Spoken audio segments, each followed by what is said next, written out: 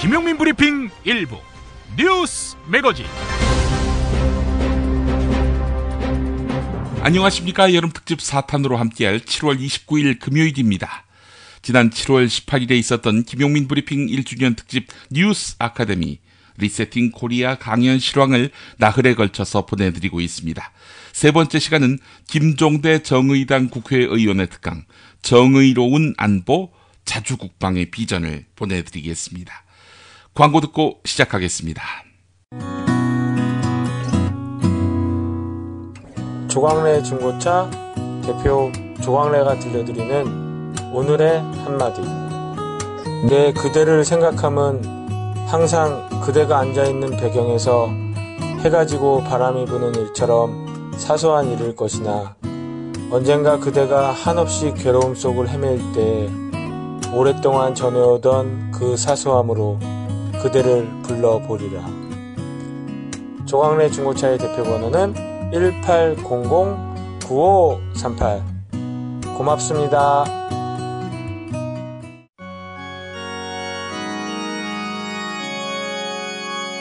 거품없는 만남, 아름다운 결혼 1600-1475 클럽센트가 맺어드립니다. 고액의 선불 가입 비용을 상상하셨나요? 1600-1475 클럽센트는 만남이 성사된 경우에만 비용을 결제하는 후불제 결혼정보회사입니다. 10년 이상 20년 경력의 베테랑 커플 매니저가 당신의 반쪽을 어떻게 찾아드리는지 믿고 맡겨보세요. 가장 행복한 만남, 그런데 비용은 절반으로. 김용민 브리핑 듣고 가입하시면 할인도 해드립니다. 포털사이트 네이버 다음에서 클럽센트를 검색하세요. 충남 금산의 넓은 인삼밭, 정성농장을 일군 농부아버지 이정열 씨. 자연은 노력한 만큼 내어준다. 그 자연의 마음을 알기에 정성농장을 더불어 일구는 아들 이성규 씨도 아버지에게 배운 것처럼 정직하고 또 성실하게. 정성농장 홍삼은 인삼 재배부터 가공 판매까지 모두 책임지고 있습니다. 그래서 대한민국 1등 품질을 자부합니다. 검색창에 정성농장 홍삼을 검색해주세요. 정성농장 홍삼. 전화문의는 010-9754-6972.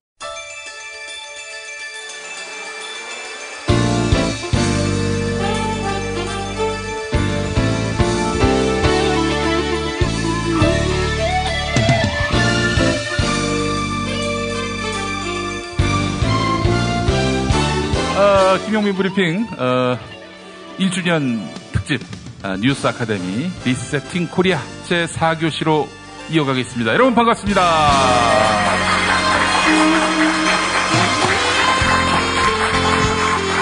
우리 김보엽 기자 가셨고 이원배 기자 가셨고 그리고 주진우 기자도 좀 방금 갔고 스키 다시는 갔습니다. 이제 드디어 회가 나왔습니다. 이제 다 갔어요 지금.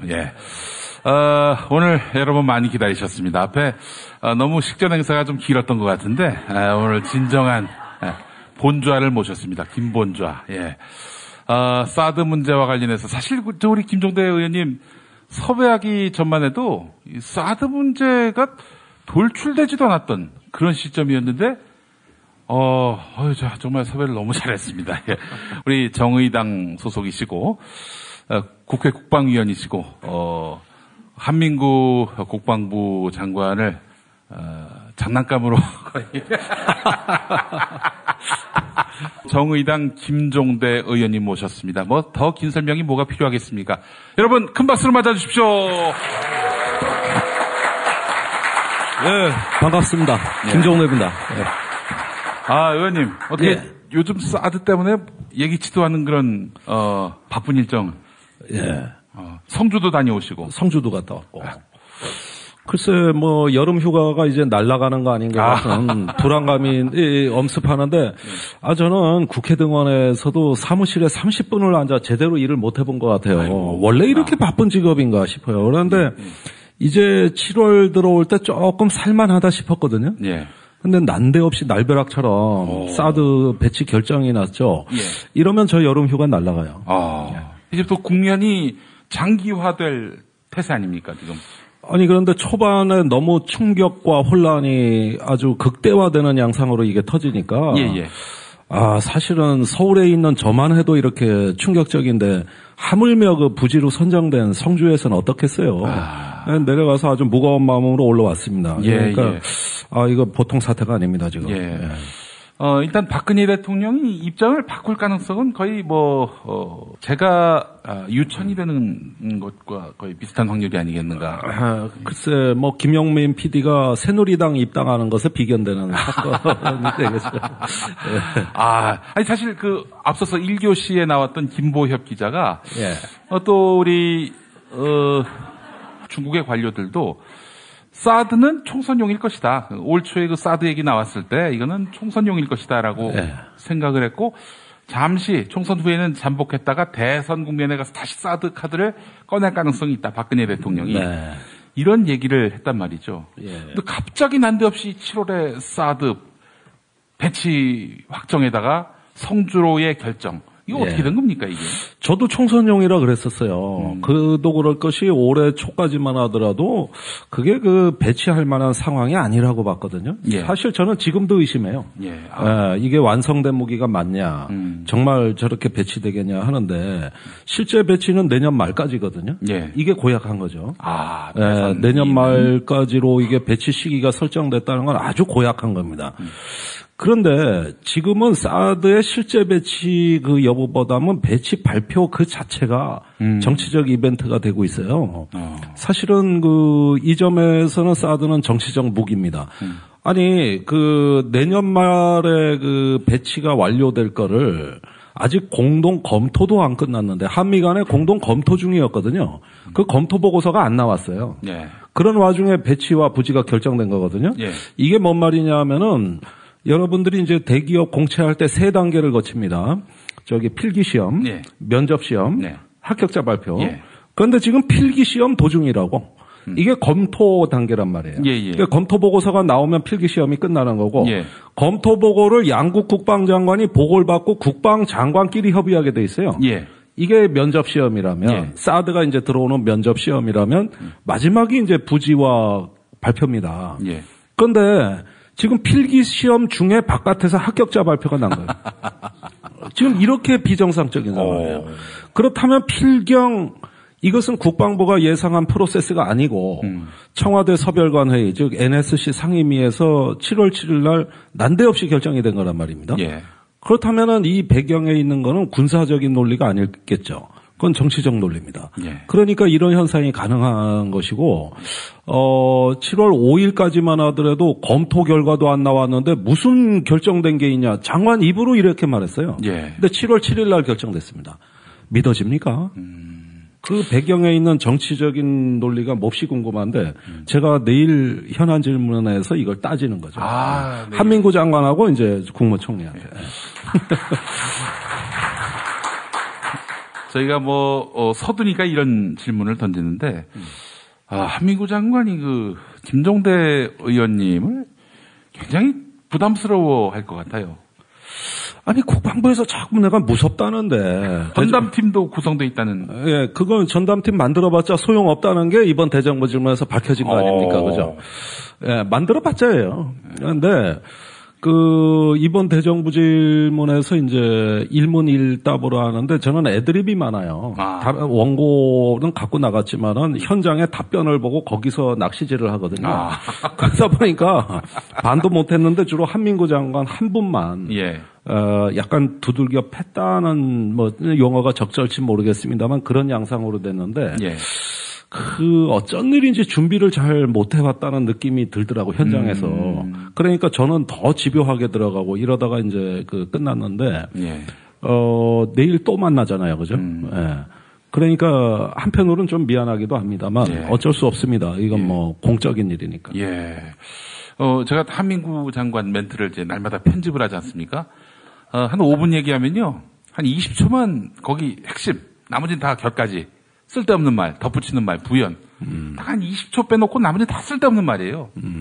그렇더라고요, 항상. 그래서 제가 봤을 때는, 이 사람이 말을 많이 함으로써 이 듣는 사람들을 헷갈리게 하는 그런 굉장한 능력이 있구나. 이런 걸로 장관되는구나. 전 그런 생각을 해봤는데. 네. 자, 이제 오늘 김종대 의원님과 함께 사드 현안 이야기를 쭉 우리가 한번 들어보고요. 앞으로 대선까지, 당장 대선까지 갈 것도 없이 올 연말까지 이 나라의 국채가 온전할지 이거 참 염려가 되고 말이죠. 함께 고민해보는 시간을 갖도록 하겠습니다. 의원님, 제가 한 가지만 더 여쭙고 좀 시작을 해보겠습니다. 네. 지금 사드 레이더와 관련해서 하늘을 향해서 쏘고 또 100m만 지나면은 뭐 괜찮다고 하는데 뭘 가지고 그 괴담을 자꾸 만들어내느냐. 네. 이런 식으로 이제 조선일보나 이런 언론들이 부채질을 하고 있는 양상이거든요. 괴담론 다시 등장합니다만은 괴담론이 나오고 있는데 이거 정확하게 뭐가 진실입니까? 이번에 그 한미 공동 검토가 3월부터 진행이 됐는데 7월까지니까 물경 4개월 아닙니까? 예. 그 환경성 평가 이 전자파 대책에 대해 어떻게 검토했냐? 아니 환경 전문가가 검토팀에 들어가긴 했냐? 이런데 답변을 못 해요. 그러면서 환경 전문가들한테 자문을 잘 받고 있습니다. 이렇게 답변을 했어요. 그러니까 환경 영향 평가는 없었어요. 이제 하겠다는 거 아닙니까? 오늘 뉴스 보셨어요? 이제 3단계 평가를 이제 하겠다는 거죠. 그래 이게 100m인지 400m인지 3.6km인지 여러 가지 썰이 난무한 가운데 안전하다고 주장하면서 오늘 국방부 출입 기자를 괌에 다 데리고 갔잖아요. 그 괌에 똑같은 X밴드 레이더가 있으니까 거기 가서 보여주겠다. 예. 그런데 갔는데 예. 저기 미군이 전자파에 대해서는 공개할 수 없다고 그래버렸어요. 그러니까 이게 큰일 난 게 이게 지금 다 데리고 가는데 아까 뉴스에 나왔어요. 그것도 국방부 출입 기자실에 간사 기자가 쓴 거니까 신뢰성이 있어요. 예. 예, 간사 기자가 쓴 기사를 제가 보고 왔는데 그 뭐 전자파 환경 영향 평가는 사드는 보여주긴 하겠는데 그건 공개 못 하겠다. 이래가지고 지금 이게 뒤죽박죽 돼가고 있습니다. 그러니까 그 전자파가 뭐 100m만 지나면 안전하다. 하늘로 쏘니까 밑에는 괜찮다. 이런 얘기들 많이 하면서 국방부가 어떤 증거도 제시를 못합니다. 그러면서 유사한 레이더 앞에 가서 측정을 했거든요. 그린파인 레이더라는 걸 한국군이 갖고 있는데 충청도에 있다는. 예. 요게 출력이 세요. 그래서 그걸 갖고 한번 시험해보자. 이래서 이제 기자를 데리고 갔는데 그린파인 레이더는 조기경보 레이더입니다. 즉 뭐가 위협이 다가올 때 탐지를 해주는 거예요.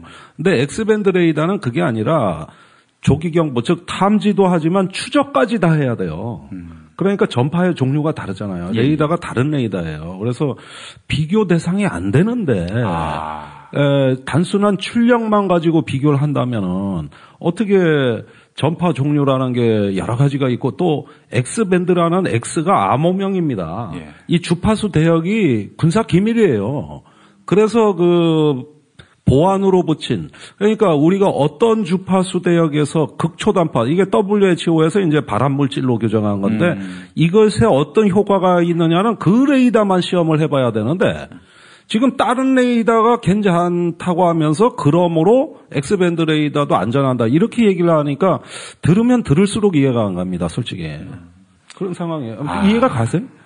예, 의원님 말씀을 들으니까 이해가 되고 그러니까 그 사람들이 참 이해가 안 되게 행동했다라는 게 이해가 안 되게 됩니다. 그래서 이거는 뭐 일본이고 괌이고 가서 똑같이 가동시켜 놓고 똑같이 보면은 그나마 이제 조금씩 우리가 실마리를 잡힐 수 있는데 국방부 자체도 과연 알기는 아는가 이런 점에서 모든 게 베일에 쌓여 있습니다. 이런 것들은 그냥 뭐 괜찮다 내 몸으로 시험하겠다 이런 호기가 필요한 게 아니라 우리나라에 전파 연구소 있거든요. 또 많은 전문가들이 있거든요. 아니 왜 그 외부의 전문가들 투입해가지고 객관적인 검증을 하면 될 거 아닙니까? 그리고 웬 전자파 갖고 이렇게 난립니까? X밴드 레이더 문제는 전자파 문제만이 아니에요. 그 소음 피해는 어떻게 할 것이고 또 이 레이더는 미국의 최고급 전략 무기니까 주변에 보호를 하면 혹시 접근 금지 구역이 전자파 때문이 아니라도 설정될 수 있는 거 아닙니까? 그러면은 주변에 재산권 침해를 할 수도 있는 것이고 또 주변에 비행금지 구역이 설정될 수도 있는 거잖아요. 그렇죠. 하늘 향해서 쏘니까. 예, GPS 위성항법 이런 데도 영향을 줄 수도 있는 거고 휴대폰 통화에도 영향을 미칠 수 있는 거고 이런 여러 가지를 다 합쳐서 환경 영향 평가하는 것이지. 그러면 전자파 딱 하나 갖고 100m 이상만 지나면 괜찮다. 사드 배치하자. 이게 평가의 전부가 될 수는 없는 거 아닙니까? 그러니까 이런 부분들에 대한 설명보다는 결정을 먼저 해버렸다는 데서 이번 사건에 불행이 있는 겁니다. 참. 정말 웃음밖에 안 나오네요, 진짜. 예, 저는 웃음도 안 나오네요. 네. 성주군민들이 아주 강력하게 반발하는 이유가 여기 있는 거네. 단순히 어떤 그 전자파의 문제를 떠나서 그렇죠. 삶의 자리가 어떻게 바뀔지, 어떻게 폐허가 될지에 대한 그런 공포, 두려움 이런 것들에 대해서 정부가 그 두려움들을 풀어줄 만한 근거 제시도 안 하고 사전 설득 노력도 안 하고. 예, 만약에 사드가 그처럼 안전한 무기고 또 필요한 무기라면은 왜 사전에 주민들한테 설명을 못 했겠습니까? 모든 걸 비밀에 묶어두고 안전하다 그러니까 진정성이 없어 보이는 거 아닙니까? 네. 아니, 100m만 지나면 안전하다는데, 주민들한테 그런 내용들 충분히 설명하면서 그 부지 선정에 있어가지고 대상 부지를 몇 개를 정해서. 각자 공청회도 하고 설명회도 하고 이러면 안 됩니까? 우리가 강정마을에 대해 난리지만은 사실은 강정마을 저렇게 악화된다 그러지만은 사실은 공청회 했어요. 그게 형식적이고 잘못된 공청회라서 문제지 사전에 했다고요. 그다음에 김무사가 과천 이전할 때도 충분히 그런 동의 절차가 있었고요. 또 평택 대출이해 갈 때도 물론 반발은 심했지만 그래도 공개는 했지 않습니까? 그런데 이번 건의 경우에 대해서는 유독 결정 5시간 전에 군수한테 전화로 알려준 겁니다. 그러니까 군수가 설마 우리 지역은 상관없겠지 하고 있다가 갑자기 국방부 장관 전화를 받았어. 그래가지고 보니까 사드 거기 들어가는데요? 이러니까 이 군수가 거의 기절한 거 아니에요. 그날 삭발한 것이죠. 그러니까 이게 전혀 예상치도 않았다는 데서 날벼락처럼 5시간에 통보한 거 아닙니까? 통보. 사실 폭도라면 이런 게 폭도입니다. 물병 계란이 여기에다가 견줄 만한 그 폭력입니까? 그래. 파주알은 맞으면 죽거든요. 파주알 정도 던져야 폭도라고 얘기할 수 있는 게 아닌가 싶고요. 자, 미궁 장사랑. 요건 내가 할 말이 있어요. 똥은 싸고 다니냐? 미치도록 싸고 싶다. 빅동의 추억. 미궁 장사랑! 구렁이 똥 이뻤다. 장이 살아야 내 몸이 산다. 혈중 콜레스테롤 개선과 배변 활동에 도움을 주는 건강기능식품입니다. 빅동의 추억. 미궁 장사랑. 지금 검색창에 미궁 장사랑을 검색하세요. 이건 제가 써보니까 효과가 있는 것 같아요. 남녀노소, 좌파, 우파, 흑인, 백인 모두에게 미궁 장사랑이 빅동의 추억을 찾아드립니다. 지금 검색창에 미궁 장사랑을 검색하세요. 엄마! 가글 했는데 입에서 뭐가 나왔어! 그거 올리덴탈 체크 가글이라 그런겨! 지금 쓰고 있는 가글 사용 후 확인해 보셨나요? 무색소, 무알콜, 무계면 활성제의 올리덴탈 체크 가글은 쉽게 나온 입안의 이물질을 눈으로 확인할 수 있습니다. 딴지마켓에서 판매 중입니다. 엄마! 가글 했는데 입에서 뭐가 나왔어! 그거 올리덴탈 체크 가글이라 그런겨! 지금 쓰고 있는 가글 사용 후 확인해 보셨나요? 무색소, 무알콜, 무계면 활성제의 올리덴탈 체크 가글은 쉽게 나온 입안의 이물질을 눈으로 확인할 수 있습니다. 딴지마켓에서 판매 중입니다. 아이고, 덥다 더워. 이제 우리 몸 생각해서 이 보양식이라도 먹어야 되는 거 아니야? 이 장어가 남자한테 좋다는데. 장어도 몸에 좋은 장어 있고 몸에 해로운 장어가 있어. 난 너가 장어를 반길 줄 알았지. 안 반가워. 자, 일단 이거 한 잔 해. 그래. 자, 우와! 이거 새싹 공차 아니야? 어떠냐? 와, 이거 시원하게 먹으니까 더 좋다. 이거 뜨거운 물에 우려서 식힌 거 아니야? 아니야, 그냥 시원한 물에도 잘 우러나와. 큰 물병에 새싹 땅콩차 한 수저 넣고 냉장고에 두고 물 대신 마시면 돼. 오, 굿이야, 굿. 나도 저 여름엔 이렇게 마셔야겠다. 역시 새싹 땅콩차는 전창걸의 새싹 땅콩차야. 맛의 깊이가 달라. 새싹 땅콩차의 효능은 꼭 와이프한테 써라. 야, 전가야, 이거 마시는 거 우리 마누라한텐 비밀이다. 070-8635-1288 전창걸닷컴.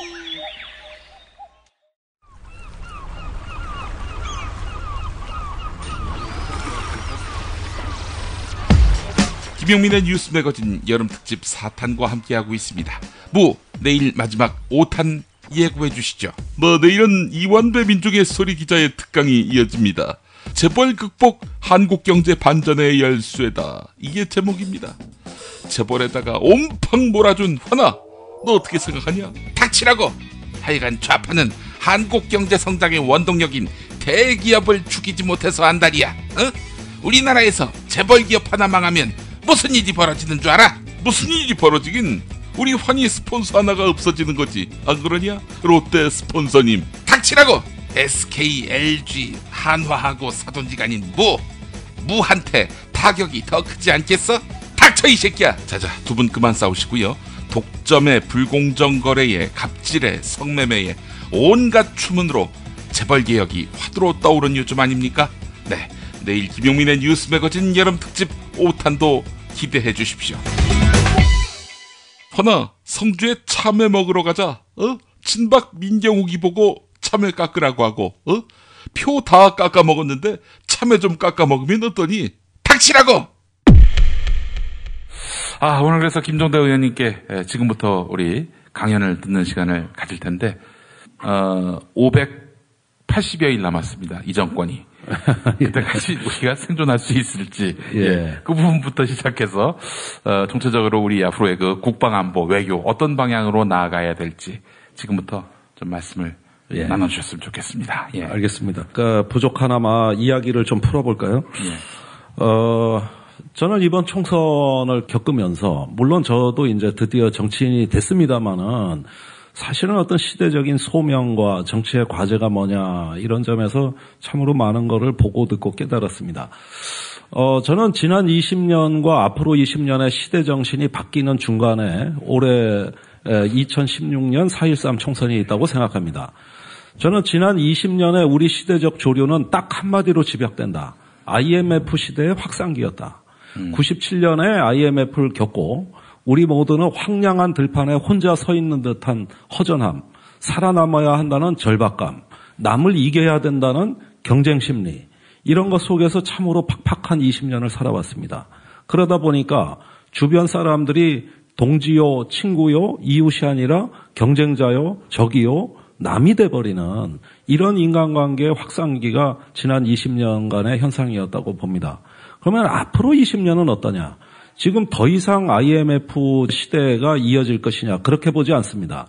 앞으로 20년은 전 세월호 시대라고 봅니다. 세월호 시대는 1등부터 꼴찌까지 한 반의 모든 아이들이 한 배에서 공동의 재난을 맞이했던 사건입니다. 이 사건을 통해 가지고 지난 20년 반에서 몇 등을 하냐, 어디에 진학하냐, 어떻게 살아남냐는 우리의 인생이 무언가 공동의 운명으로 엮여진 관계라는 연결된 세상이라는 데 대한 깨달음이 있었다고 생각이 되고, 그러므로 지난 20년의 IMF 시대 정신을 넘어서 앞으로 20년은 세월호의 교훈이 확산되는 새로운 20년을 맞이하고 있다고 저는 생각합니다.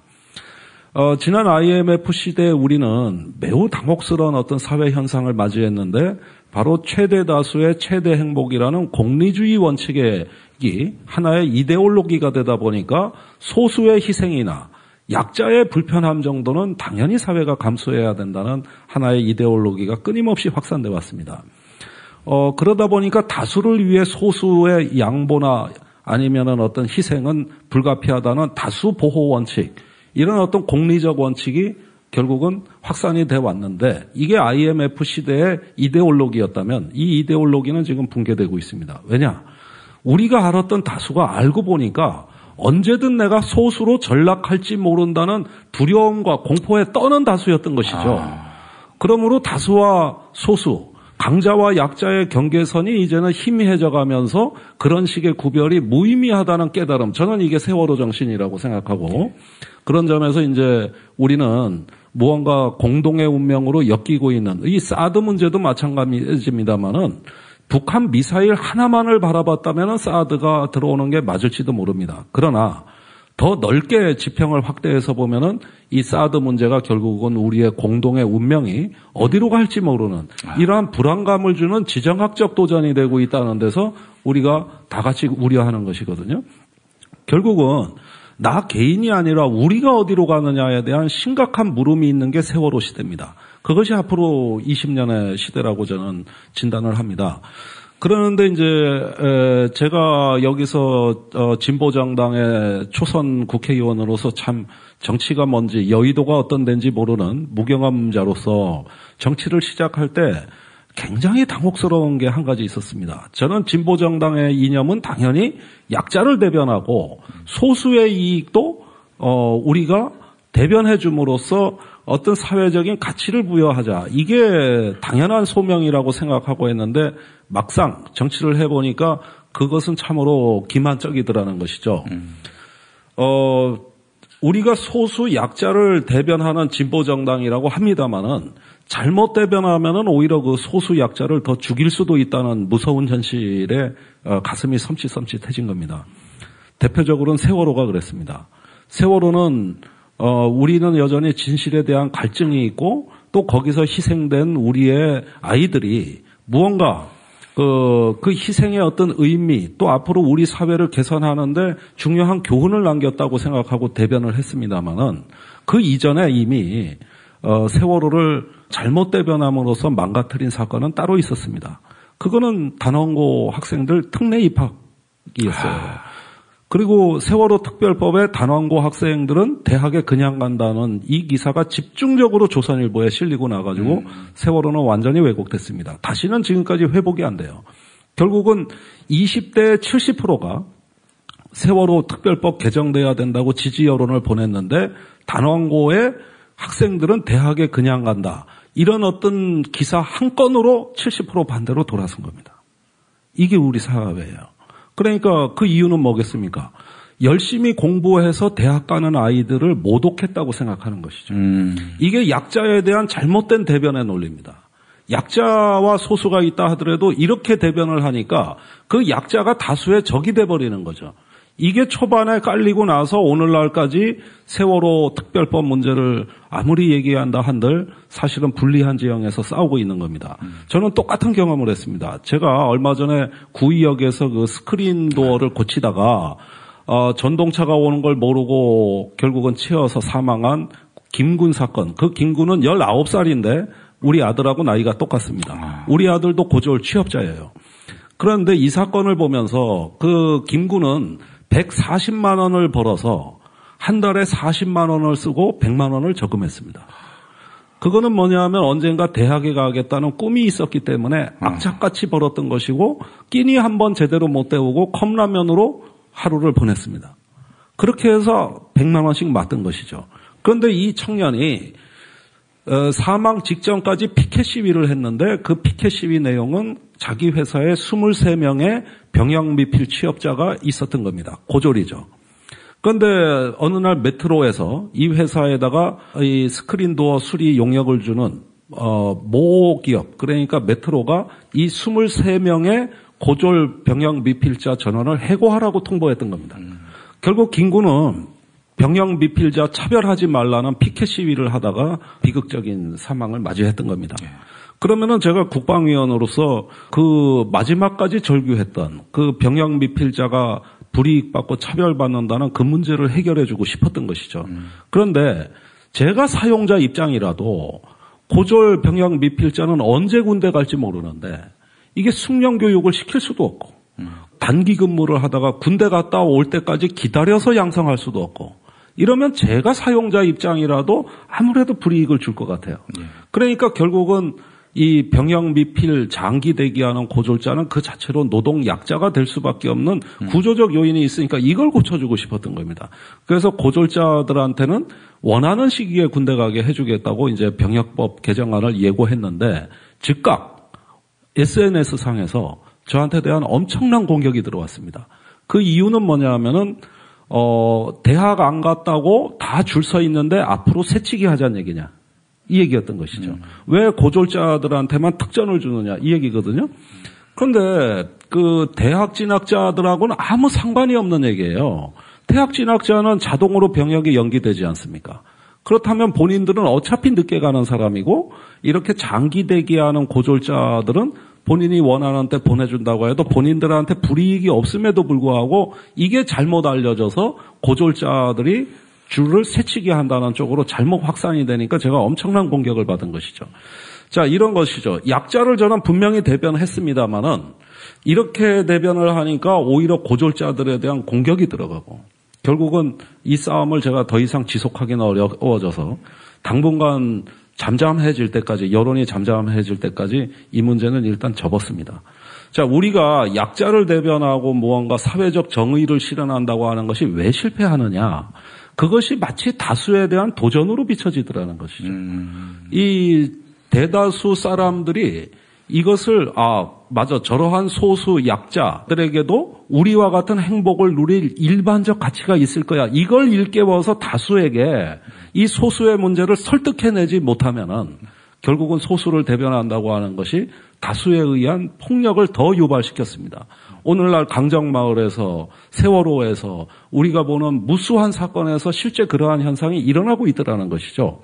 그러면 제가 이 진보정당의 어떤 정체성을 갖고 있는 사람입니다만은 우리 정치에 묻고 싶은 것은 뭐냐면은 왜 항상 소수 약자를 대변한다고 하면서 지는 싸움을 이미 만들어 놓고 이기려고 아둥바둥 우리는 이래야 되느냐. 무언가 이기는 길이 있지 않겠느냐. 그거는 이 소수의 문제가 다수가 우리가 더불어 사는데도 도움이 되고 그 사람들도 행복을 누릴 가치가 있다는 것을 설득하는 데 실패하면 그 다음부터 싸움하기는 굉장히 어려워진다는 것을 아주 뼈저리게 요즘 들어 체험하고 있습니다. 결국 저는 군사 전문가이기 때문에 손자병법을 즐겨 있습니다만은 손자는 이렇게 말했습니다. 유능한 장수는 이미 이겨놓고 싸운다 그랬습니다. 모든 의제와 전략과 형세 판단이 유리하게 그 승리할 수 있게 싸움의 판을 짜놓고 그 다음에 전투는 형식적으로 하는 거라 그랬거든요. 그런데 전투 그 자체에 너무 의미를 두다 보니까 이기는 싸움, 이것이 정말 저는 정치가가 전략가들이 해야 될 일임에도 불구하고 여기에 대한 통찰력이 부족한 가운데 무조건 무엇을 대변함으로써 나의 어떤 그 자존감을 채우려고 했던 건 아닌가.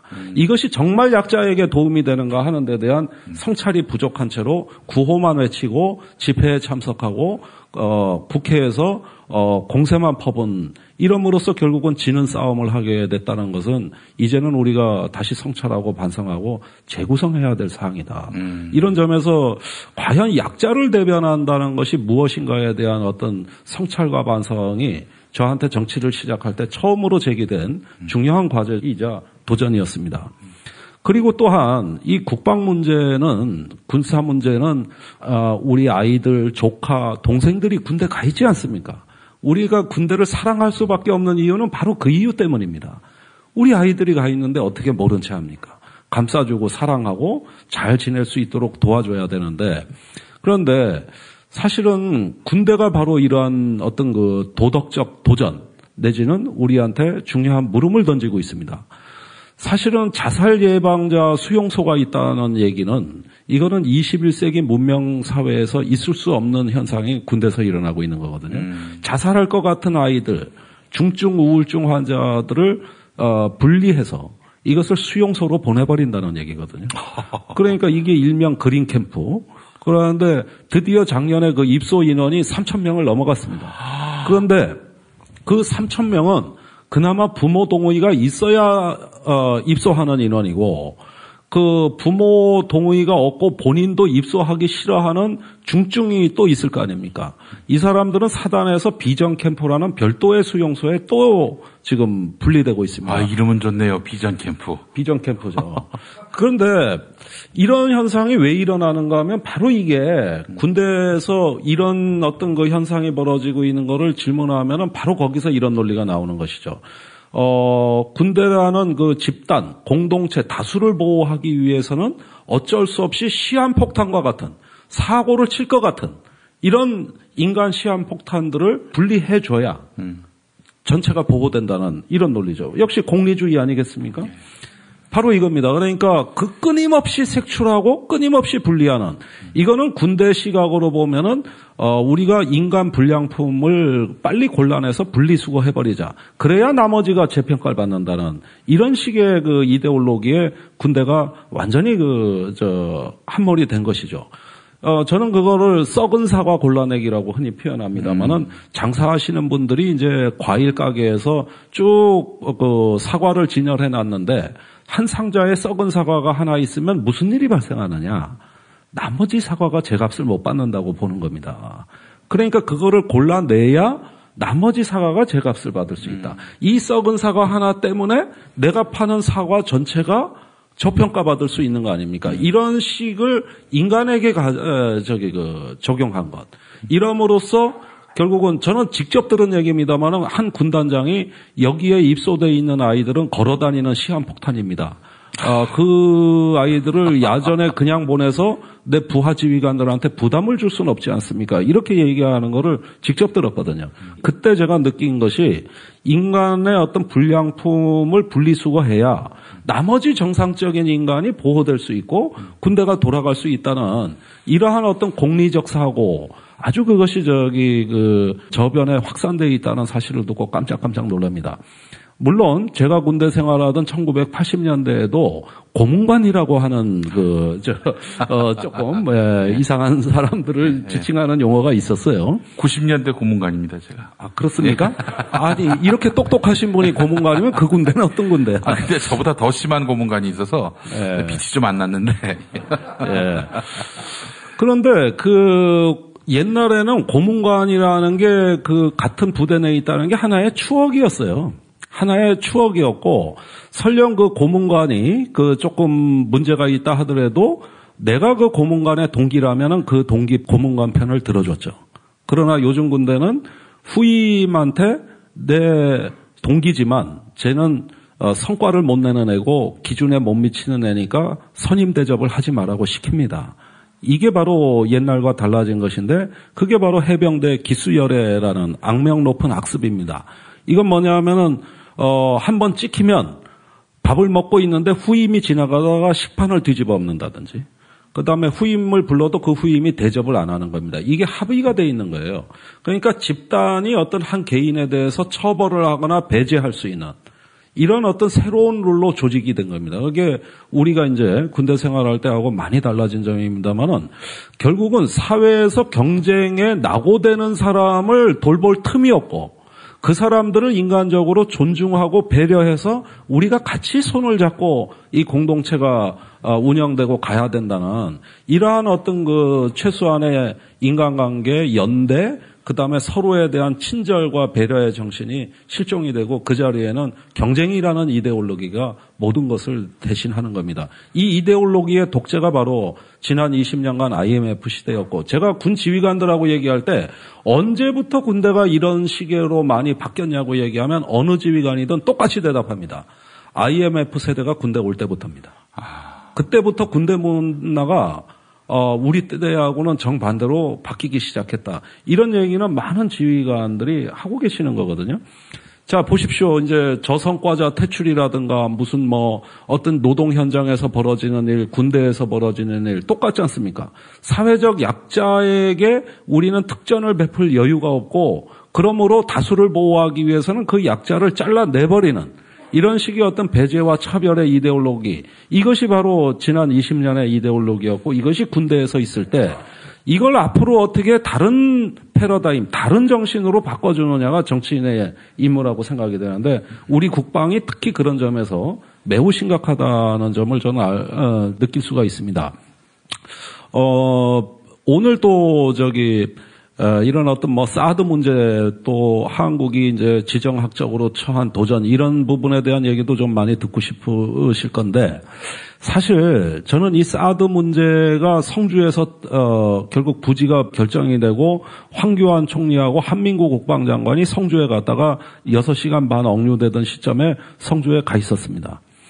그런데 그 물리적 충돌의 현장에 저는 나타날 수가 없었죠. 분명히 이건 외부 세력 또 종편이 카메라 다 켜고 있는데 그 앞에 나타났다가는 분명히 먹잇감이 된다는 확신을 하고 있었죠. 그런데 성주는 혁명 전야와 같이 성난 도시입니다. 성난 자그만 읍입니다. 그런데 이제 무언가 정신을 차리고 제대로 우리가 그 대책을 짤 여유조차 없는 그런 어떤 그 상황에서 황교안 총리가 들이닥쳤고 거기서 이제 주민들한테 절대 안전하다는 설명을 하기 시작할 때 주민들의 분노는 거의 폭발했죠. 물론 이 상황은 감성적 상황이지 이성적 상황은 분명히 아닙니다. 저도 물병이나 계란을 던지고 6시간을 억류시킨 행위에 대해서는 절대 지지하거나 찬성하지는 않습니다. 그러나 달리 다른 의사표현을 할 길이 다 봉쇄되어 있는 막다른 골목에서 그러면은 이런 정도의 반응조차 나올 걸 모르고 황 총리는 내려갔는가? 민주주의 사회에서 계란 물병 정도 받는 것 정도 감수할 각오 없이 거길 갔는가? 노무현 대통령도 옛날 계란을 맞았지 않습니까? 그런데 노무현 대통령이 그 후에 한 말은 계란을 던져서 화가 풀린다면은 그건 내가 맞아야 된다고 이렇게 말씀하셨습니다. 그러면 거기에 일방적으로 통보하고 국민들이 이렇게 충격과 혼란에 빠져 있는데 그러면은 계란 물병 날라오는 걸 모르고 내려갔다는 얘기냐? 그런데 지금 이게 경기도경에서 특별수사팀이 불과 그 이튿날 신속하게 만들어져 가지고 지금 우선 24명의 폭력 행위에 대해서 조사를 하겠다는 입장이고 이 숫자는 계속 늘어날 예정입니다. 자, 그렇다면 물론 또 그러면서 그 뺑소니 사건 잘 아실 거예요. 예, 그 아이와 부모가 탄 승용차를 들이받고 황교안 총리가 탄 차는 성주를 빠져나갔던 것이죠. 지금 그 차에 타고 있던 그 가장에게 특수공무집행 방해죄로 조사가 들어와 있습니다. 그런데 만약에 법을 갖고 정부와 이렇게 시골 군민이 싸운다면은 볼 것도 없이 100이면 100 정부가 유리합니다. 왜? 이분들은 법을 너무 잘 알기 때문에 그렇죠. 반면에 성주의 주로 여기도 상당히 초고령화 사회거든요. 그런데 그 노인분들한테 법을 어기셨습니다. 절차를 위반하셨습니다. 이런 얘기를 아무리 한다 한들 그분들은 나는 죽어도 그만이지만 자식이 걱정돼서 나온 노인분들인데 이분들이 그러면은 그 시골에서 무슨 법을 알며 무슨 절차를 따질 겁니까? 일단은 어느 날 갑자기 날벼락처럼 떨어진 소식에 불과한 겁니다. 이것에 대한 분노를 뭘로 표현해야 됩니까? 제가 성주에 가보니까 미국의 사드가 배치되는 데가 이제 성산 1위더라고요. 거기에서 이제 마을회관으로 갔죠. 그 주민들하고 간담회를 했는데 성주 읍이 1.5km 떨어져서 안전하다 이러지만 사실은 200m 거리에 마을이 있어요. 여기는 작다고 뉴스 축에도 안 나오는 거예요. 바로 200m 거리예요. 직선거리로. 거기서부터 성산 1위 주민들이 살고 계세요. 기업도 있어요. 그다음에 참외 비닐하우스가 다 깔려 있어요. 그러니까 이거는 아예 그냥 뭉개버리고 성주읍만 얘기하는 것이죠. 근데 그 200m 거리에서 간담회를 했는데 옆에 앉은 할머니가 95세입니다. 그런데 돌아가신 제 외증조 할머니하고 너무 똑같아요. 그래가지고 그 할머니 옆에서 여러 가지 걱정되는 얘기를 나눴는데 이분들은 자식 걱정돼서 그러지 내가 죽으면은 그만인데 여기 왜 나왔겠냐 다 이 얘기고 오로지 요구는 하나예요. 좋다. 정부에서 말하는 전자파 100m가 어떻고 무슨 X밴드가 어떻고 하는데 그거 아무리 들어도 모르겠고 왜 어느 날 내가 갑자기 이 사드 옆에서 살게 됐는지 그 이유를 알고 싶다. 이 답답함이 표출되는 거거든요. 그런데 국방위원인 저조차도 예상을 못했는데 저는 매일 국방부로 이 문제하고 따지는 사람인데 사실은 저도 몰랐습니다. 이렇게 얘기하니까 거의 입을 못 여세요. 진짜 당신도 몰랐냐 그래서 몰랐습니다. 그러니까 그때 느끼는 공포는 이거겠죠. 저 사람조차 모를 정도로 정부는 우리를 몰래 관찰해왔구나. 우리 동네를 몰래 관찰해왔구나. 이것이 이제 더 공포스러운 것이죠. 그리고 그렇게 해서 우리가 모르는 사이에 무언가가 결정이 되고 있었는데 그렇게 안전하고 이게 도움이 된다는 거면 왜 우리한테 한마디 상의도 안 했을까? 이거를 어떤 논리로 얘기해도 이해를 못하는 거예요. 어떻게 이해하겠어요? 이해를 못하는 겁니다. 직접 담가 먹는 김치가 사 먹는 김치와 다른 이유 잘 아시죠? 내 눈으로 내 손으로 골라야죠. 우리 걸로요. 한 포기 한 포기 직접 손으로 소금을 뿌려 절이는 가장 깨끗한 손으로 정성과 진심을 담아 이 김치 쥐앗으로 못 써요. 나쁜 병균 틈타지 말아야 하니까. 건강을 위해 소금은 적당히 그러나 맛깔나게. 내 가족이 먹을 김치니까. 가족이 먹는 김치를 하나 더 만든다는 심정으로 만든 김치 이담채 김치. 입맛 까다로운 김어준 딴지일보 총수의 한마디. 제가 이 김치의 맛을 보증합니다. 정말 맛있어요, 이 김치는. 포털 사이트 검색창에 이담채를 입력하세요. 전화주문은 1544-4586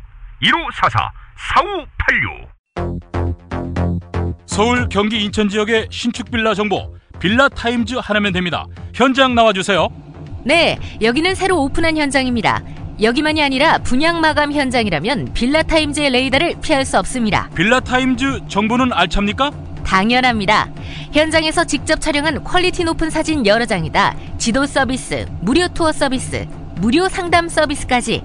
빌라타임즈 짱이죠? 그러다 허위 매물 걸리면요? 포상금 100만 원 약속합니다.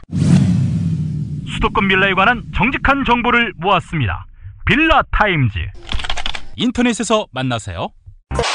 공화국 참치 논평. 구이동 대양 참치를 맛보지 못한 국민 여러분은 진정한 참치 맛을 보기 위한 강도 높은 중대 조치를 취하실 계획을 표명하시고 곧장 구이동으로 달려오시기 바란다. 참치에 대한 체질적인 거부감과 적개심을 노골적으로 드러내는 분도 구이동 대양 참치에 오시면 추호도 용납할 수 없는 포악무도한 폭식 행위를 자행할 것이다.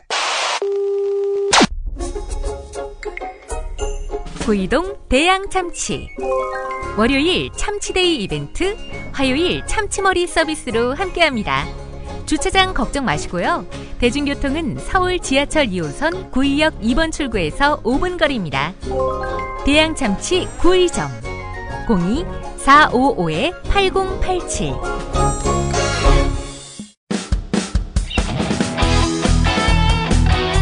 당신이 알아야 할, 또 우리 공동체가 알아야 할 뉴스 김영민이 챙겨드립니다.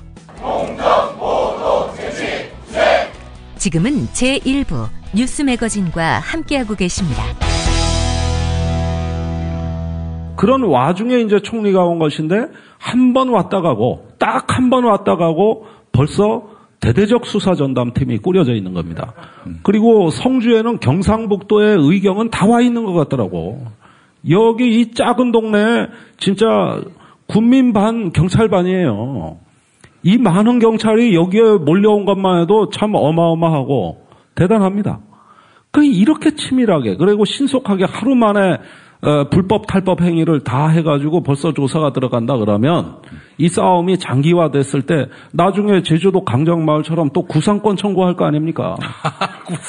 이제 손해배상하라고 구상권 청구할 거 아니겠어요? 실제 기지 부지 조성이 들어갈 무렵에는 제 생각엔 내년 말까지 이게 들어온다면은 올해는 공사가 들어가야 되거든요.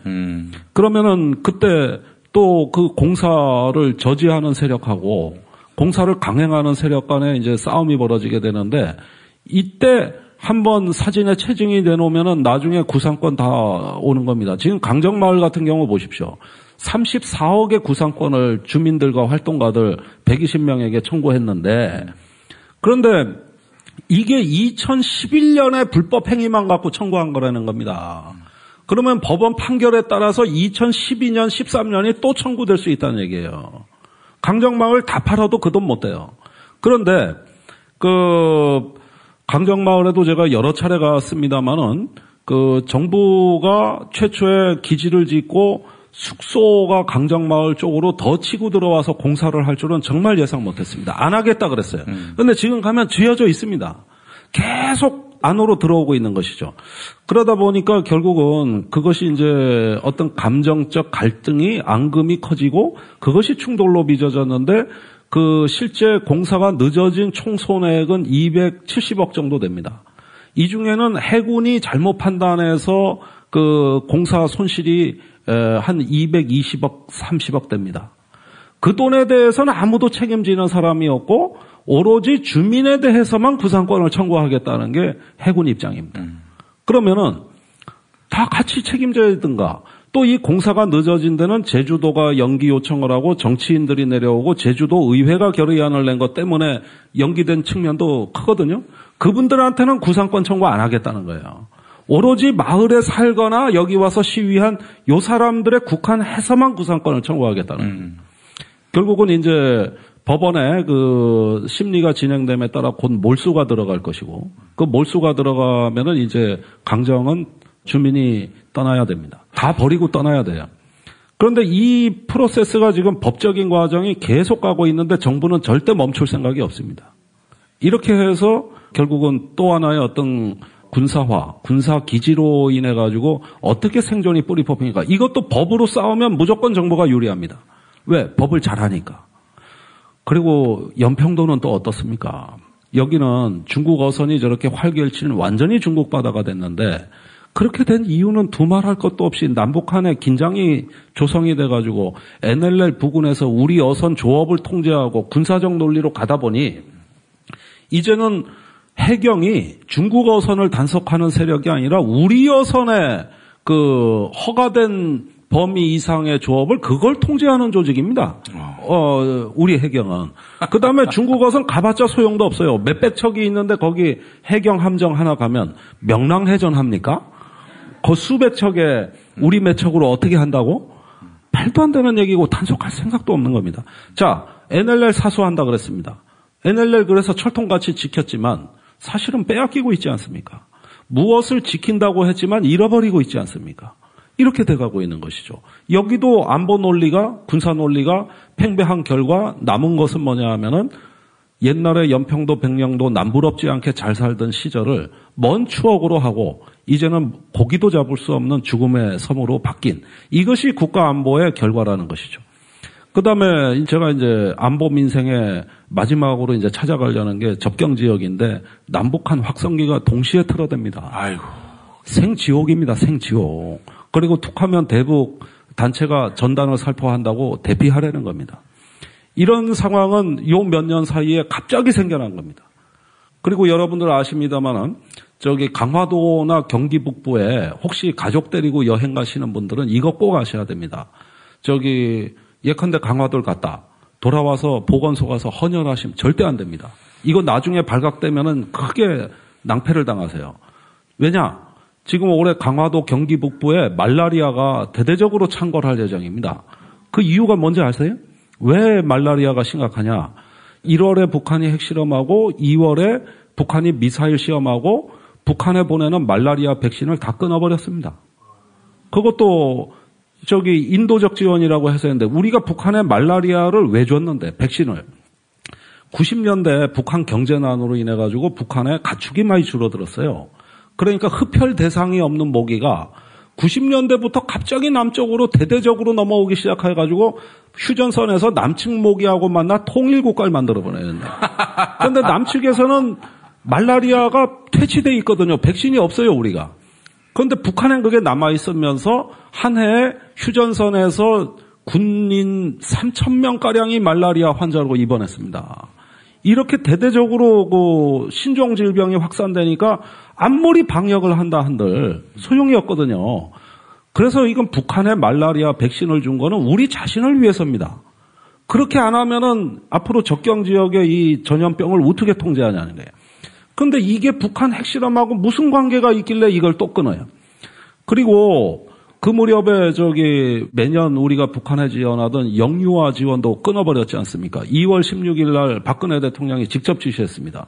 그래서 지금 한경도, 평안도 등 북한의 그 3개 도의 영유아의 87%가 영양실조입니다. 이거를 약 한 연간 100억 원 정도의 분유를 보내줌으로써 그나마 보육에 지원을 해왔는데 이걸 다 끊어버렸던 것이죠. 같은 주에 누리과정 예산도 정부 예산에서 못 나가도록 법을 또 개정했습니다. 그래서 박근혜 대통령은 동시에 남북한 보육대란을 만드신 것이죠. 같은 주에. 그때 보니까 북한에서도 보육대란, 남한에서도 보육대란. 아니 우리 대통령님은 왜 이렇게 어린 영유아들을 남한이건 북한이건 싫어하십니까?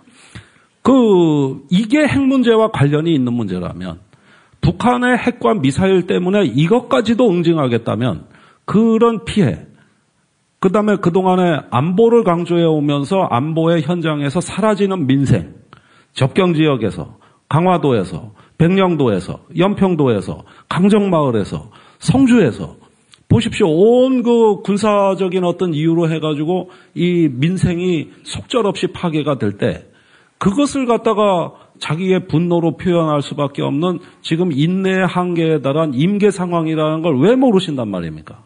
사실 그 정도의 물병이나 계란 정도면은 굉장히 성숙한 겁니다. 이 정도면 굉장히 성숙한 거예요. 사람이 다치진 않았잖아요. 그러면 그 정도 얻어맞을 각오가 아닌 사람이 어떻게 총리가 돼 있습니까? 물론 그분은 군대를 안 갔다 와서 제 말이 무슨 얘기인지 솔직히 알아듣죠. 50만 명 중에 1명꼴로 면제받은 그 만성 단마진, 즉 두드러기라고 돼 있는데 그 만성 단마진 그거 군대 가면 낫는 병이에요. 땀 많이 흘리라는 거예요. 그게 최고의 치료법이에요. 그래서 피부가 백옥같이 깨끗하신 우리 총리께서 피부를 이유로 군대를 안 가셨잖아요. 그리고 이 정부에는 유독 그러신 분들이 많아가지고 제가 뭔 말을 해도 알아듣질 못해요. 자, 이런 것이죠. 우리가 이 사드 때문에 지금 희생당하는 주민들이 있다는 걸 분명히 우리가 인식할 때 그동안의 보수 정권에서 7년여간 끊임없이 확산되어 온 군사 논리 속에서 누가 희생자였는가? 우리는 과연 뭘 지켰는가? 사실은 잃어버리고 있었잖아요. 사실은 무엇을 사수한다 그러지만 사수라는 말 뜻이 뭡니까? 죽음으로 지킨다는 얘기 아닙니까?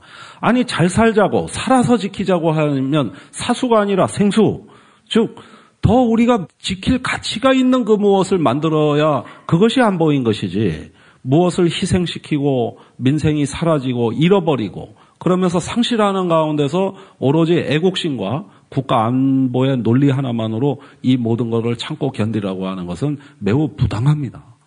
매우 부당한 거예요.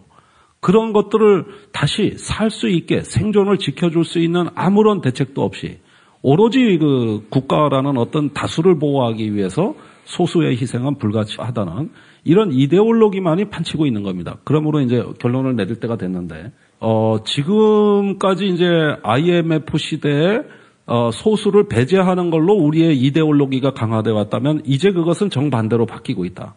결국은 뭐냐? 국가 안보 논리도 똑같은 것이다. 정의로운 안보라는 건 과연 뭐를 말하는 것이겠어요? 저는 우리나라 안보가 중요하다고 생각합니다. 그런 점에서 저는 보수일지도 몰라요. 그러나 그 내용이 진보적으로 재구성돼야 된다고 생각합니다. 그것은 정의롭게 재구성되는 거죠. 그거는 바로 이러한 어떤 국가와 안보와 군사적인 이유로 인해서 끊임없이 통제당하고 이제는 인내 한계에 달한 이런 민생이 파괴되는 소수들의 이야기를 우리 다수가 끌어안아야 되고 그분들을 위해 가지고 안보의 내용을 재구성해 줘야 됩니다. 이것이 바로 정의로운 안보라고 할 수 있는 것이고요. 저는 그런 점에서 우리 이제 20대 국회가 이런 국가 안보 논리에 있어 가지고 그동안 민생을 끊임없이 파괴하면서 사실은 안보 그 자체도 실패하는 이거는 이순신의 안보가 아니라 원균의 안보. 말로는 잘 싸워. 지금도 봐도 원균이 말 보면 선조 임금한테 제가 부산 가서 싹 쓸어버리겠습니다. 아니 말로 보면 훨씬 군인답지 않습니까? 원균이. 근데 이순신은 뭘 시켜도 안 됩니다. 그건 좀 곤란합니다. 이러다가는 우리 부하 다 죽습니다. 그러니까 저 자식이 군인이야? 이렇게 나간 거죠, 선조가. 그래서 지금의 합참의장격인 도원수 권율이 이순신을 봉고 파직하고 곤장 30대를 쳤습니다. 그런데 그것을 옆에서 군인답게 막 선동질하던 원균을 그 상군 수군 통제사로 보내서 네가 가서 싸워 이러니까 이순신 말이 맞거든 와서 보니까. 그래서 저도 못 싸우겠습니다. 이러니까 더 화가 난 권율 장군이 원균을 불러다 태장 80대를 쳤습니다. 태장 80대면 곤장보다 더 센 거예요. 태장을. 80대. 그래서 완전히 불구자로 만들어버린 거예요. 머리 끝까지 화가 나서. 그러니까 다리를 절뚝거리면서 가가지고 이래도 죽고 저래도 죽고. 그래가지고 저 부산까지 가다가 결국은 싸움 한번 제대로 못 해보고 자신도 왜군한테 참수당한 거 아닙니까? 자, 여러분들 이게 그동안 조선일보를 비롯해서 언론, 종편, 그 다음에 국가가 뭘 사수한다, 어쩐다 이러면서 북한에 대한 강압적이고 강경한 어떤 군사 논리를 전면에 내세우고 우리의 아이들 전투원들을 NLL의 최전방으로 등을 떠다 밀어서 쭉쭉 내보낸 결과 어땠습니까? 무슨 안보가 성공했어요? 보수 정권에서 성공한 군사작전이 있으면 단 한 건이라도 대보세요. 다 깨지거나 죽거나 다치거나 피난 가거나 우리가 다 아픔만 당하는 안보만 했지 무슨 군사작전을 성공했습니까? 이건 이순신의 안보가 아니라 원균의 안보예요. 정의롭지 못했기 때문입니다. 우리는 전략가가 하는 안보가 아니라 이데올로그가 하는 안보를 해온 겁니다.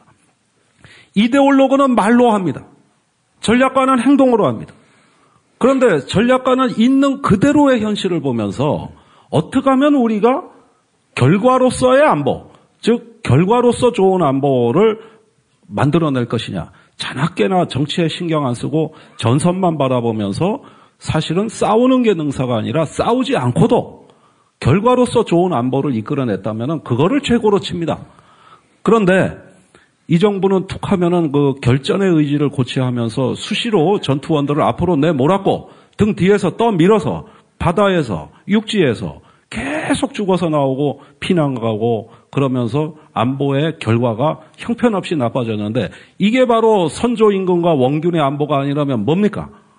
결국 그런 점에서는 정의로운 안보라는 거는 내용에 충실해야 되고 이렇게 말로 앞세우는 정치적 안보, 즉 이데올로그들이 했던 그런 어떠한 대북 강경, 강압이 무조건 최선이라고 하는 이런 이데올로그들보다는 있는 그대로의 현실을 보면서 정직하게 우리 아이들과 함께 결과로서 좋은 안보를 내는 것, 이것이 바로 정의로운 안보다.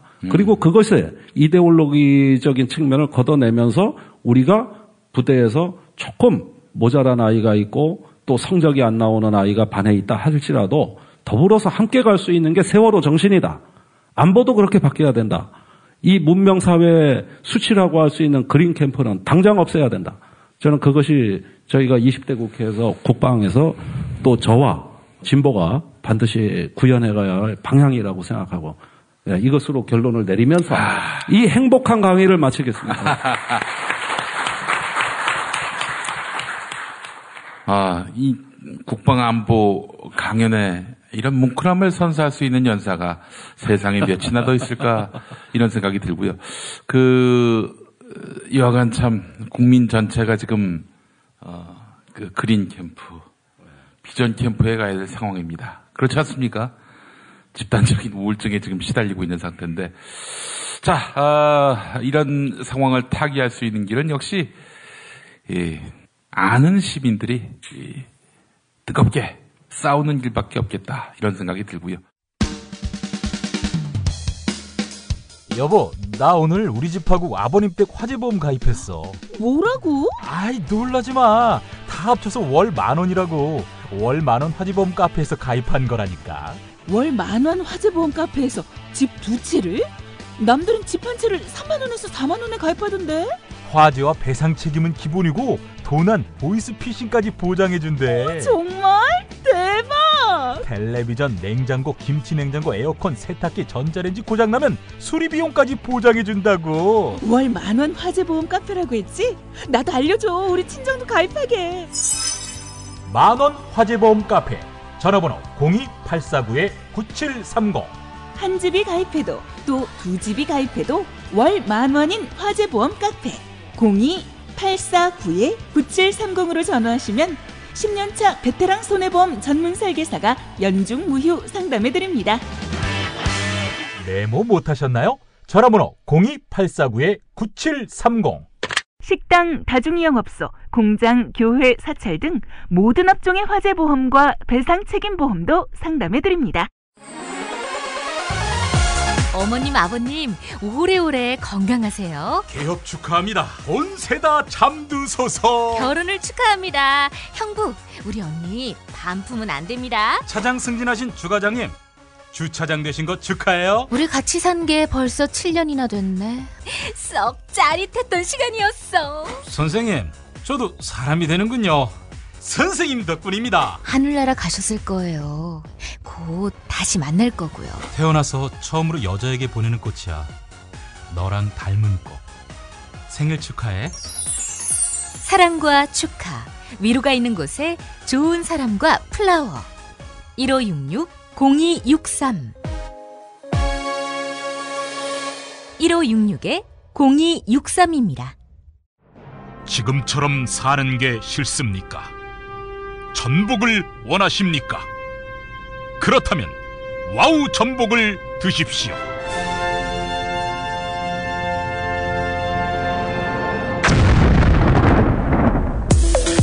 와우! 전복을 먹으면 입맛 잃고 무기력했던 삶이 전복되고 시름시름하던 몸 상태가 전복됩니다. 답답하십니까? 전복하세요. 100% 완도에서 잡은 전복 중에 전복. 와우 전복. 한 번 맛보면 또 찾게 되는 와우 전복. 네이버에서 와우 전복, 와우 전복을 입력하세요. 전화번호는 010-2443-0818.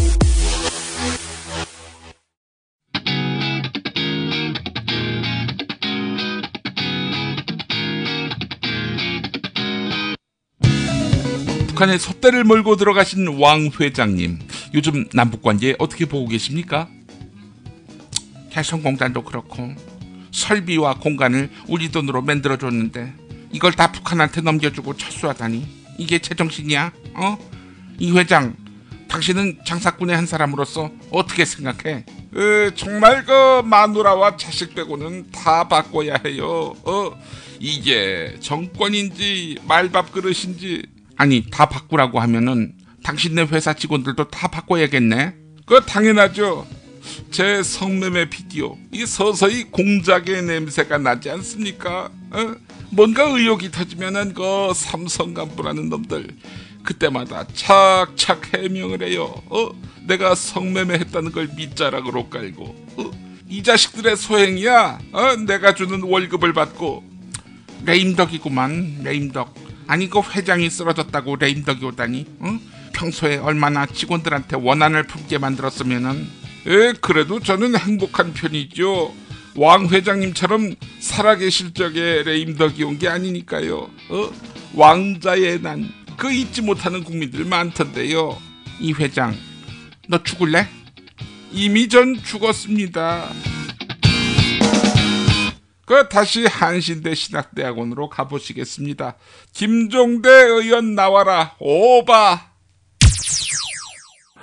자, 그래서 오늘 김종대 의원 모시고 국방안보의 미래에 대해서 우리가 함께 이야기 나누고 있는데, 자, 우리 김종대 의원님께 현안을 포함해서 여쭤보고 싶다 하시는 거 있으시면은, 우리 맨 앞에 우리 참가자님. 군인 정신으로 기술을 개발하겠다는 F-35는 지금 어디쯤 날라오고 있습니까? 날라온다는 소식이 안 들립니다. 이게 지금 완성했다는 뉴스는 한 건도 안 나오고 있습니다. 한 건도. 2018년부터 우린 들어온다고 얘기는 해놨는데 아직 개발도 안 끝났어요. 뭐 양산, 뭐 대량 생산은 고사하고 아직도 테스트 중이랍니다. 아니, 저는 캐나다처럼 아예 내년에 안 들어올 게 확실시 되면은 우리 안 사겠다고 야당이 공약 내야 된다고 생각해요. 알겠습니다. 자, 다음 질문. 안녕하세요. 저는 경기도에서 자영업을 하고 있는 신정권이라고 합니다. 심상정 대표님께서 정책 공조라든가 기타를 연합 이런 정부 그런 식으로 말씀을 작년에 하셔서 저는 그렇게 알고 있는데 지금도 그때 말씀하신 그게 유지가 되고 있는지가 첫 번째 질문이고요. 두 번째 질문은 만약 그렇다면은 내년에 정권 교체가 이루어진 다음에 아까 말씀한 강연 내용이라든가 기타 여러 가지 문제점들을 구체적으로 어떤 식으로 하나하나 해결할 수 있는 구체적인 뭐 정책이라든가 뭐 그런 걸 좀 구체적으로 한번 희망적인 얘기를 한번 듣고 싶습니다. 예, 저희가 심상정 대표와 정의당은 내년에 정권 교체를 위한 연합을 전략 방향으로 내세웠고 그거는 일관되게 지금도 유효합니다. 그러니까 이제 사람들이 제가 그러면 정권 바뀌면은 국방장관으로 가는 거 아니냐 이런 얘기도 하는데 그런데 그 부분에 대해서는 저희는 항상 방향을 제시했고 민주당에서도 호응하는 분위기는 조금씩 늘어나고 있습니다. 그런데 그 심 대표와 민주당 쪽에 그 오고 간 얘기는 제가 보안상 밝힐 수는 없지만 제 느낌으로 오늘 당내에서 상무위원회 하는 중에 분명히 느낀 것은 좀 얘기가 될 것 같다. 이런 느낌을 저는 확실히 받았고 또 내년에 정책 공조라고 하는 부분도 이제는 뭐 저희는 주로 민생과 관련된 오늘도 최저임금 문제도 이렇게 많이 나오고 있습니다만은 민생이나 그 양극화 해소, 불평등 해소 문제에 대해서는 사실은 이게 민주당이 주로 가고자 하는 주요 품목이기 때문에 정책 공조하는 데 있어서 큰 어려움은 없을 것 같다. 그리고 김종인 대표는 외교 안보에서는 아주 실망스럽지만 또 한편으로는 재벌과의 어떤 그 싸움은 얘기하고 있거든요. 그래서 재벌에 대해서는 대표 연설에서 매우 강력한 견제 의지를 얘기했기 때문에 어쩌면 그런 면에서 접점이 있을 것 같다. 똑같지는 않지만 그런 점에서 정책 공조도 역시 상당히 저는 낙관적으로 봅니다. 이번만큼은 정권 교체 연합으로 선거를 치러야 된다고 저희는 생각하고 있습니다. 예. 다음 질문도 받아볼까요? 예. 지금 야1당인 더민주당은 샤드 배치에 대해서 뭐 모호한 전략적 모호성을 취하고 있습니다. 그리고 뭐 이제 그 국민의당이죠. 국민당은 반대를 하고 정의당의 입장은 뭔지 알고 싶고요. 그다음에 시민사회단체는 샤드가 한반도에 배치되면 안 된다 그렇게 다 생각하고 있습니다. 저도 시민사회단체를 하는 입장으로서 또 강정이나 대출이나 이런 것처럼 또 한반도 상황에 이렇게 당국과 국민의 어떤 그 갈등이 눈에 보듯이 뻔한데 정치권에 있는 국회의원이시잖아요. 예. 정치를 하시니까 이렇게 해서 그 국민 간의 갈등하고 당국 간의 갈등을 정치권에서 조정할 의향이 있는지 묻고 싶습니다. 예, 저도 성주에 내려간 목적 중에 하나가 바로 말씀하신 그런 거, 제가 어떤 역할을 할 수 있는지 주민 의견을 좀 구해보자. 이런 취지였고 또 내려간다 그랬습니다. 이거는 한 번의 이례적 방문은 분명히 아닙니다. 정의당은 물론 가장 앞서서 반대를 해왔고 또 가장 반복적으로 입장을 많이 낸, 또 자료도 많이 낸 정당입니다. 그런 점에서 이제 제1야당의 경우에는 전략적 모호성이라고 얘기를 합니다만은 전략적 모호성은 이미 말해버리는 순간 그 효력이 떨어지는 겁니다. 진짜 전략적 모호성은 그 말을 하지 않는다. 내가 모호하다는 얘기를 스스로 안 하고 단지 표현을 야리꾸리하게 하는 거, 이걸 모호성이라고 하는데 그 말을 한순간 그건 전략적 효과가 없어지는 거고, 지금 김종인 대표 체제하에서 분명히 말씀드립니다만 민주당의 입장은 사드 배치 찬성이에요. 찬성입니다. 실익이 있다면 찬성하겠다 이렇게 표현하지 않았습니까? 근데 실익이 있다는 단서는 무의미한 겁니다. 왜냐하면 어떤 무기든 갖다 놓으면 써먹게는 다 돼 있는 거예요. 이 세상에 쓸모없는 무기라는 건 존재하지 않아요. 심지어 전쟁 때는 돌멩이 하나, 막대기 하나도 쓸모가 있는 겁니다. 그런데 단지 그 쓸모에 비해서 다른 손실이 크기 때문에 우리가 이 반대를 하는 거지, 이 세상에 쓸모없는 무기가 어디 있습니까? 그 말은 하나만 하거든요. 그래서 저는 그 반대하지 않겠다가 당론으로 비춰지는 것이고, 그런 점에서 민주당은 크게 할 말이 없어요. 다만 김종인 체제 이후가 어떠냐 하는 문제는 남아있는 것이죠. 거기는 민주당은요, 이렇게 하고 전략적 모호성이라고 처리해버리니까 만나는 사람마다 얘기가 달라요. 만나는 사람마다.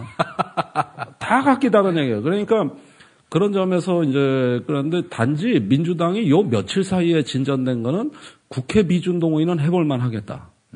요게 최근에 조금 진전된 상황이거든요.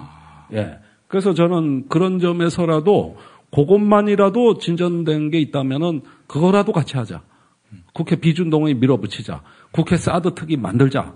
이렇게 해서 저희가 이제 압박을 하고 있는 것이죠. 그래서 이제 그 정부로 하여금 비준동의안을 제출하도록 압력을 넣는 그렇습니다. 그래서 6개로 그 검증을 하자. 그래서 이 속에서 갈등 관리가 돼야 된다는 거예요. 정부가 성주에 직접 내려가 보십시오. 아니 100번을 내려가 보십시오. 1000번을 내려가 보십시오. 관리 못합니다. 일단은 대의 정치가 여기서 살아나야 되고 국회에 사드 특위가 만들어져야 된다. 여기에 다 들어와야 된다는 거 입장이고 그렇게 해서 그 한 6가지 정도 우리가 검증 항목을 만들었거든요. 그런 과정 속에서 이 문제가 해결돼야지 우리가 비밀주의 하에서는 어떤 갈등도 해결 안 됩니다. 문제의 핵심은 신뢰와 진정성이고 정직함이거든요. 그것이 전제되지 않은 갈등 관리라는 것은 허구입니다. 그런데 지금 정부는 아무것도 우리한테 이 사드의 효용성, 환경에 관한 문제에 대해 어떤 증거도 제시하지 않았습니다.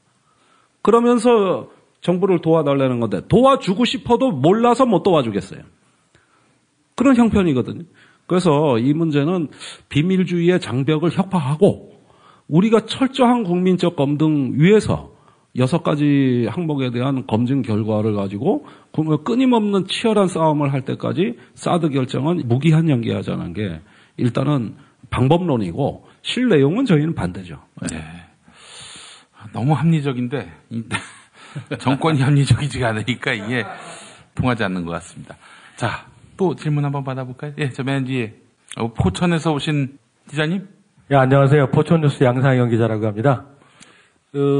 지금 김종대 의원님 국방상임위에 계신다고 들었는데요. 지난주 금요일 날 국방상임위위원장 김영우 의원이 포천에 오셔가지고 제가 인터뷰를 잠깐 드렸는데 지금 국회 비준 동의안 해볼만 하시다고 지금 말씀을 하셨는데 제가 여쭤보니까 그 상임위원장이라는 사람이 그거는 국회의 권한도 아니기 때문에 할 가치가 없다, 할 생각도 없다 이렇게 말씀을 하시더라고요. 같은 국방상임위원회 안에서 그 상임위원장이란 분하고 얼마만큼 의사소통이 되는지 그거 일단 그거 여쭤보고 싶고요. 그 다음에 포천에 오셔가지고 시정회의실에서 간부 공무원들하고 이렇게 간담회를 하셨는데 기자들을 밖으로 다 내쫓더라고요. 지금 비밀주의, 뭐 밀실행정 이런 걸 뭐 혁파, 타파하시겠다 이렇게 말씀드렸는데 국회 국방상임위원회에서는 어떻게 합니까? 그 기자들 안에 들어갈 수 있습니까? 네. 비공개 회의는 빼고요. 그리고 또 한 가지는 오늘 새벽 2시까지 그 포천에 또 영평 사격장이라고 있습니다. 미군 사격장 문제 때문에 포천이 지금 난리가 아닌데 이동의 도마치 마을이라는데 그쪽으로 이제 또 사격장을 옮겼답니다. 그 대전차포 155mm를 갖다 0점 사격한다고. 그래서 그쪽 이동 주민들이 또 들고 일어나가지고 어제 뭐 시의원들, 시장님까지 나와가지고 뭐 또 몇 명은 또 경찰서로 끌려가고 새벽 2시, 3시에 풀려났거든요. 드리고 싶은 말씀은 뭐냐면은 사드 문제, 이거는 뭐 전자파, 이것도 물론 상당히 심각한 문제라고 생각은 합니다만 저희 포천에서는 지금 마을 주민들 머리로 실제로 포탄이 날아다니고 벽에 꽂히고 사람이 맞아 죽은 경우는 없지만 뭐 장독대가 깨지고 소가 유산을 하고 이런 사태가 벌어지고 있는데 이거는 국방상임위에 있는 의원으로서 아니면은 또 정의당이라는 야당 소속 의원으로서 저희 포천 주민들이 60년, 지난 60년입니다. 아직 생기지도 않은 성주의 사드하고는 다릅니다. 60년 동안 겪어온 피해와 고통을 의원으로서 어떻게 그 해결할 수 있는 방안을 강구하고 있는지 그걸 여쭤보고 싶습니다. 이상입니다. 예, 제가 그 비례대표고 그러다 보니까 요즘 돌아다니는 범위를 보면은 한반도와 부속도서가 제 지역구가 아닌가 싶을 정도로 옛날 그 정봉주 의원처럼 예, 그럴 정도로 하는데 그 새누리당 입장은 국회 비준 동의가 필요 없다는 입장입니다. 그런데 여기엔 두 가지 해석이 있어요. 조약이 아니므로 비준 동의가 필요 없다 이 얘기입니다. 그게 이제 새누리당 입장이죠. 그런데 헌법 60조에 보면은 국가 안전 보장에 중대한 영향을 주거나 국가 주권에 영향을 주거나 재정 부담을 초래로 하는 대외 조약은 국회 비준받아야 된다. 이렇게 돼 있거든요. 그러면 조약이라는 형식만 안 통함으로써 국회 비준 동의를 사실은 회피하는 것이지 내용은 이 사드에 관한 하는 헌법 60조에서 얘기한 취지에 전부 해당이 됩니다. 안전보장, 주권, 그다음에 재정 다 해당이 되는 거거든요. 이렇게 완벽한 건이 없어요. 그래서 국회 입법조사처에서는 이걸 국회 비준 동의를 받아야 된다는 해석을 내놨습니다. 그러니까 법제처하고 정상반된 것이죠. 물론 그걸 관점 차이라고 할 수도 있겠습니다만 헌법 정신은 이런 사안에 대해 가지고 국민 동의를 거치라는 게 헌법 정신이고 그것이 조약이라는 형태가 아니라는 것만 다를 뿐인데 이것은 조약으로 돼야 됩니다. 아니면 협정이라도 돼야 됩니다. 그렇게 해서 어떤 입법기관의 대의 정치의 영역이라고 저희는 주장을 하는 것이고요. 포천이나 그 다락대라는 데도 있고 거기 훈련장도 있지 않습니까? 제가 여러 번 또 여기저기 다녀봐서 지금 하도 많이 봐서 어디가 어딘지 조금은 헷갈립니다만은 이 접경 지역 문제는 제가 아까 말씀드렸다시피 이제는 인내의 한계를 넘어섰다. 그래서 제가 이제 추구하는 안보 민생의 마지막 프로그램이 이제 접경 지역 프로그램이에요.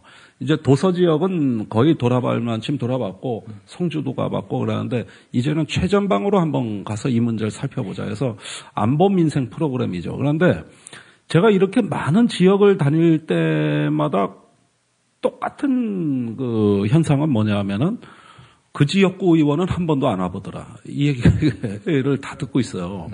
그래서 제가 굉장히 가슴 아픈 건 뭐냐면은 자꾸 정치의 관심사에서 외면되고 있다는 그 현실 자체가 위협입니다. 우리가 해결책을 논하기에 앞서서 그게 제일 가슴이 아프고 전들 여기서 신의 한수를 내놓겠습니까? 일단은 그 삶의 아픔과 애환이 뭔지 또 우리가 어떻게 하면 이걸 해결할 수 있는지를 끊임없는 대화와 관계 속에서 풀어보자고 하는 것이고 또 그런 면에서 조금씩 우리의 인식이 이 문제의식이 성숙해지면서 국회 안에서 공론화된다면 그것으로서 사실 정치인의 역할은 많이 한 거라고 생각합니다. 나머지는 정부하고 이 문제가 대화가 돼가지고 생산적 결과를 낼 수 있느냐의 문제거든요. 그건 일단은 노력해보겠다는 말씀 외에 지금 특히 접경지역과 관련해서는 제가 더 이상 말씀드리기는 어렵죠. 책임 있게 뭘 더 말씀을 드리고 싶음에도 불구하고 사실은 어려운 상황입니다. 그래서 그거는 이제 시작이라고 좀 봐주시고 이 외에도 할 일이 많습니다. 예. 그래서 그래도 안보의 민생 문제는 최우선이라는 거 이런 것만은 있고 곧 한번 찾아가서 뵙겠습니다. 예, 우리 김종대 의원님을 서둘러 정권 바꿔서 국방부 장관으로 어떻게 모셔야 한민구 의원이 갑자기 나타나가지고 김종대 장관을 이렇게 충원. 그럴 가능성이 있죠. 아주 볼만할 것 같습니다. 예. 자, 다음 질문을 받아보겠습니다. 예. 우리 앞에, 예. 지금 질문은, 제가 한 노무현 김대중 정부 때는 이제 이렇게 생각했죠. 우리나라에서 더 이상의 쿠데타는 없을 것이다. 확신을 했는데, 이명박근혜 정부가 들어오고 나서는 그동안 경찰이나 검찰, 굉장히 젊은 분들이죠. 연간급 장교들 아니면 중간에 허리 있는 간부들도 굉장히 불합리한 일에 잘 적응하고 지지를 따르는 거 보면 우리나라도 그렇게 민주화되지 않았고 차후에도 다시 친일 쿠데타나 대선에서 공주에 몰리면 무슨 짓이라도 할 수 있지 않나 하는 걱정이 있습니다. 현재는. 그래서 좀 질문이 좀 뭐한데 우리나라 군대에서의 연간급 장교들이 과연 쿠데타라는 게 없을 정도로 확고하게 정치적인 식견이 있는지 아니면 쿠데타가 가능하지 않았는지 좀 걱정스러워요. 어느 정부 때께 필요한 어느 정부 때 얘기입니까? 현재 정부요. 현재 정부에서. 네. 저는 군인들이 위험해지지 않아서가 아니라 국민이 위대하기 때문에 쿠데타는 못한다. 터키 보십시오 지금 6천 명이 체포됐습니다. 아마 피해 숙청이 있을 겁니다. 쿠데타는 저런 식으로 한번 시도했다라면 그 여파가 너무나 커가지고 한번 쿠데타의 혐의에 해당되는 병사, 장교, 지휘관 그 군대는 절대 무사하지 못합니다. 러시아에서도 실패했고 터키에서도 실패했어요. 예. 그래서 우선 뭐 핸드폰이 너무 발전했기 때문에 쿠데타를 못하고 정보를 독점해야 쿠데타를 하는데 정보 독점이 불가능합니다. 예. 그래서 탱크가 가면은 행주대교 넘어가면은 이미 종로에서 우리는 알고 그러니까 옛날에는 그걸 몰랐기 때문에 쿠데타가 성공한 거거든요. 그래서 보안사라는 정보 조직이 정보를 다 통제하고 방송국을 장악해서 다 쿠데타를 했잖아요. 그런데 지금은 그런 통제가 안 되고 그럼에도 불구하고 강행한다면 내전이 되겠죠. 내전으로 가는 것이죠. 쿠데타가 그렇게 말끔하게 성공할 여건이 안 되잖아요. 네. 그렇군요. 너무 발달한 이 정보통신 사회에서 맨 뒤에 계시면 아까부터 계속 손 드셨는데, 예. 예, 저는 한신대 근무하는 전재선이라고 합니다. 다른 거는 저희가 굉장히 민주적 절차라든지 그런 걸 중요시하는데 개성공단이라든지 사드 문제라든지 국방에 관련된 것만큼은 절차보다는 안보라는 이름으로 밀어붙이고 또 그거에 따라서도 국민들도 너무 쉽게 그 부분에 대해서는 공론화하거나 어떤 절차적인 논리를 갖다가 이렇게 피지 않는 특수한 상황이 있는데 이번에도 또 이런 식으로 이렇게 사드 문제가 유야무야 넘어간다고 한다면 우리나라는 앞으로도 계속적으로 이런 것들이 반복될까 하는 우려가 있는데 그런 부분들에 대해서 위원님의 의견을 듣고 싶습니다. 저는 이런 일련의 안보에 폭주하는 행태에 대해서는 나름대로 논리성이 있다고 봐요. 소련에 대한 봉쇄 정책을 1950년에 처음으로 설계했다고 하는 조지 캐넌이 이런 얘기를 한 적이 있습니다.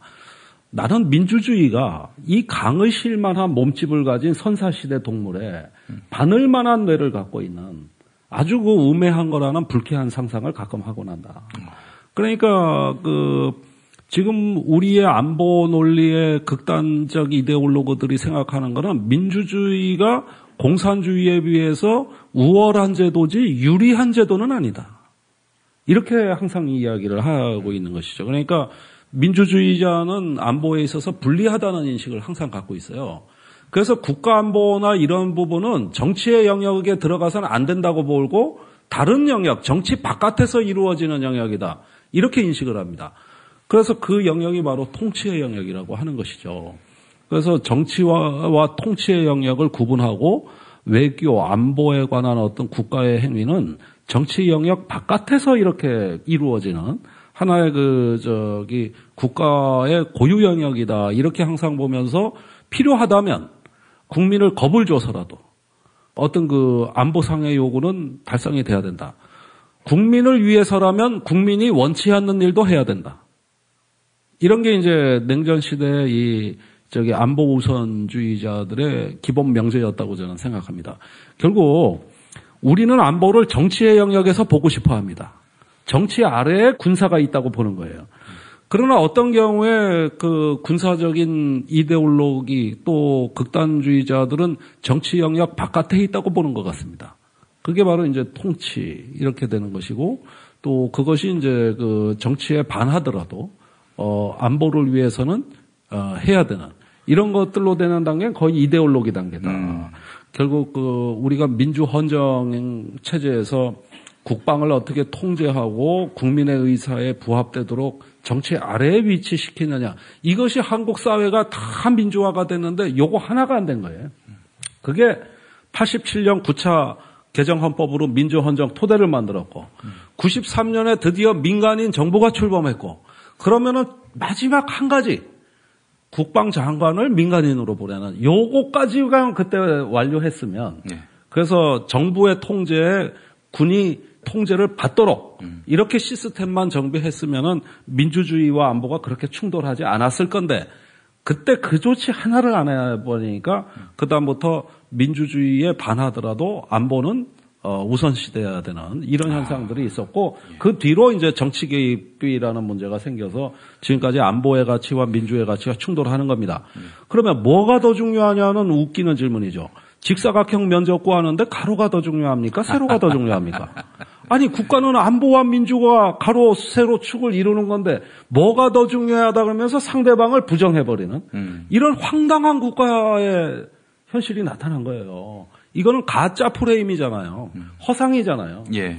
그런데 그런 것들은 바로 우리 제도와 체제가 잘못됐기 때문에요. 예. 그게 바로 안보 민주화가 안 된 상태에서 이제 그 불완전한 이런 체제로 해놓으니까 이런 현상이 나타난 거라고. 군의 문민화가 그 어느 때보다도 절실한 과제가 된 것 같습니다. 군의 문민화가 이루어진다면은 꼭 군인이 국방부 장관을 한다든지, 지금은 사실 그 군인이 다 하잖아요. 국민안전처장까지 다 군 출신이죠. 예. 아니, 통일부의 탈북자 지원센터까지 군인이 하고 있어요. 그런데 보십시오. 의사가 국가 보건정책을 직접 수립하면 어떻게 될까요? 자기들 유리하게 합니다. 검사가 국가 사법정책을 다 수립하면 어떻게 됩니까?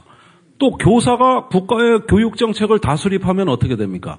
이거 원래 해서는 안 되는 짓입니다. 그러면 집단의 이기주의에 빠지게 돼 있거든요. 그런데 왜 군인이 국가 국방정책을 수립합니까? 이건 외국에서 법으로 금지돼 있어요. 민간인이 아닌 군 출신이 국방장관이나 군의 주요직위로 오는 걸 법으로 다 막아놨습니다. 그거는 군인이 국방정책을 수립하는 게 아니기 때문에 그런 거예요. 이런 식으로 우리의 비정상성이라는 게 그게 이제 안보가 민주화되지 못한 거기 때문에 더민주당은 경제민주화를 주장합니다만은 저는 안보민주화를 주장합니다. 정상적으로 가자 이거예요. 예. 이게 더 급하고 경제민주화는 시간도 오래 걸리고 효과도 천천히 나타나는데 예. 안보민주화는 하루에 딱 결정하면 되는 문제예요. 법만 고치면 돼요. 그대로 가겠다 그러면 가는 겁니다. 그래서 이 부분을 조금 더 저는 강조하는 편이에요. 사실 우리가 군인이 대통령이 된 시절에 나라가 온통 연병장이 된 그런 시대를 경험하지 않았습니까? 예. 지금이야 군인들이 많이 스마트해졌다고 하지만은, 평생 그렇게 그야말로 죽이느냐, 살리느냐, 이것만 갖고 고민했을 오래된, 과거의 올드보이 군인들이 이 국가요직을 차지하는 이 시대, 실태가 어떤지 우리가 몸소 체험하고 있는 거고요. 여성분 한 분만 더. 예. 지금 국회 국방위에 김종대 의원 같은 경우에는 최고의 전문가잖아요. 그리고 민주당 쪽에는 전문가가 지금 없는 걸로 알고 있어요. 그런데 뭔가 정부에 질의를 한다거나 아니면은 정부를 압박할 때 여럿이서 같이 해야지 힘이 생기는데 지금 그렇게 손발을 맞춰서 같이 상임위에 국방 상임위에 하실 수 있는 민주당 쪽에 국회의원들이 있는지 아니면은 일당백으로 혼자 지금 하시기 때문에 답답한 마음이 많으신지 그게 궁금합니다. 아까 군대 그린 캠프에 있다고 말씀드렸잖아요. 국회 그린 캠프가 국방위 같아요. 근데 아주 뭐냐면은 그다지 의욕이 없는, 그다음에 오고 싶어 오신 분들이 아니잖아요. 전부 강제 배정돼서 오신 분들이잖아요. 민주당의 국방위 지원자가 3지만까지 다 찾아도 제로입니다. 그러니까 여기에 오고 싶어 오신 분 한 분도 안 계세요. 새누리당이야 군 출신이 있고 국민의당 군 출신 한 분. 그 2명 해서 저까지 3명이 국방위 지원했거든요. 저야 어떨 땐 좋아요. 희소가치로 먹는 특권이 꽤 많습니다. 그런데 문제는 준비해서 이렇게 들어와도 모자랄 판인데 이렇게 강제로 이쪽에 오신 거란 말이죠. 또 그리고 중진이 많다 보니까 얼굴 한번 뵙기도 힘든 분이 수두룩해요. 그래서 이런 상황이면서 솔직히 제가 적응하는데 좀 어려움을 겪고 있습니다. 여러 가지로 어려움이 가중되고 있어요. 그래서 부적응 사병은 어떻게 합니까? 그러니까 제가 그린 캠프에 와 있다고 얘기 안 했습니다. 그런데 조금 심한 표현입니다. 다른 의원님들이 들으면 약간 불쾌할 수도 있겠네요. 어쨌든 지원자가 없는 상황에서 꾸려진 거의 외인 구단에 가까운 이런 식의 분위기는 들어오는 날부터 지금까지 좀 많이 느꼈습니다. 그런 가운데 크게 충돌할 일도 없고 크게 싸울 일도 없고 그냥 밋밋한 느낌이 들어요. 그래서 사실은 답답합니다. 차라리 이러려면 국회를 제가 왜 들어왔을까? 밖에서 하면 더 많은 일을 할 수 있었을 텐데 이런 어떤 생각도 들고 또 국방부가 사드 발표 결정된 거 없다 그래놓고 이틀 만에 발표하는 걸 보고 굉장한 자괴심을 가졌죠. 도대체 국방위를 열면 뭐 할 거고 상임위를 열면 뭐 할 거냐. 대정부질문 하면 뭐 할 거냐. 다 거짓말인데. 이런 면에서는 초기에 정치의 경험이 짧은 얕은 저로서는 사실은 굉장히 쉽지 않았습니다. 우선 이 문제를 터놓고 얘기할 사람이 별로 많지가 않으니까. 근데 민주당이 그래도 전문성이나 지원율은 낮았지만 다행히도 들어오신 분들 중에는 그래도 좀 생각 있는 분들이 많이 계시기 때문에 저는 제1야당이 빨리 본연의 모습을 찾고 이 국방에 대한 가치를 부여할 때기를 기다리고 있습니다. 예, 그리고 그렇게 반드시 될 거라고 보고 만약에 도움이 필요하면 제가 도와드릴 의향이 충분히 있거든요. 그래서 같이 그래도 가야 된다. 저 혼자는 안 된다.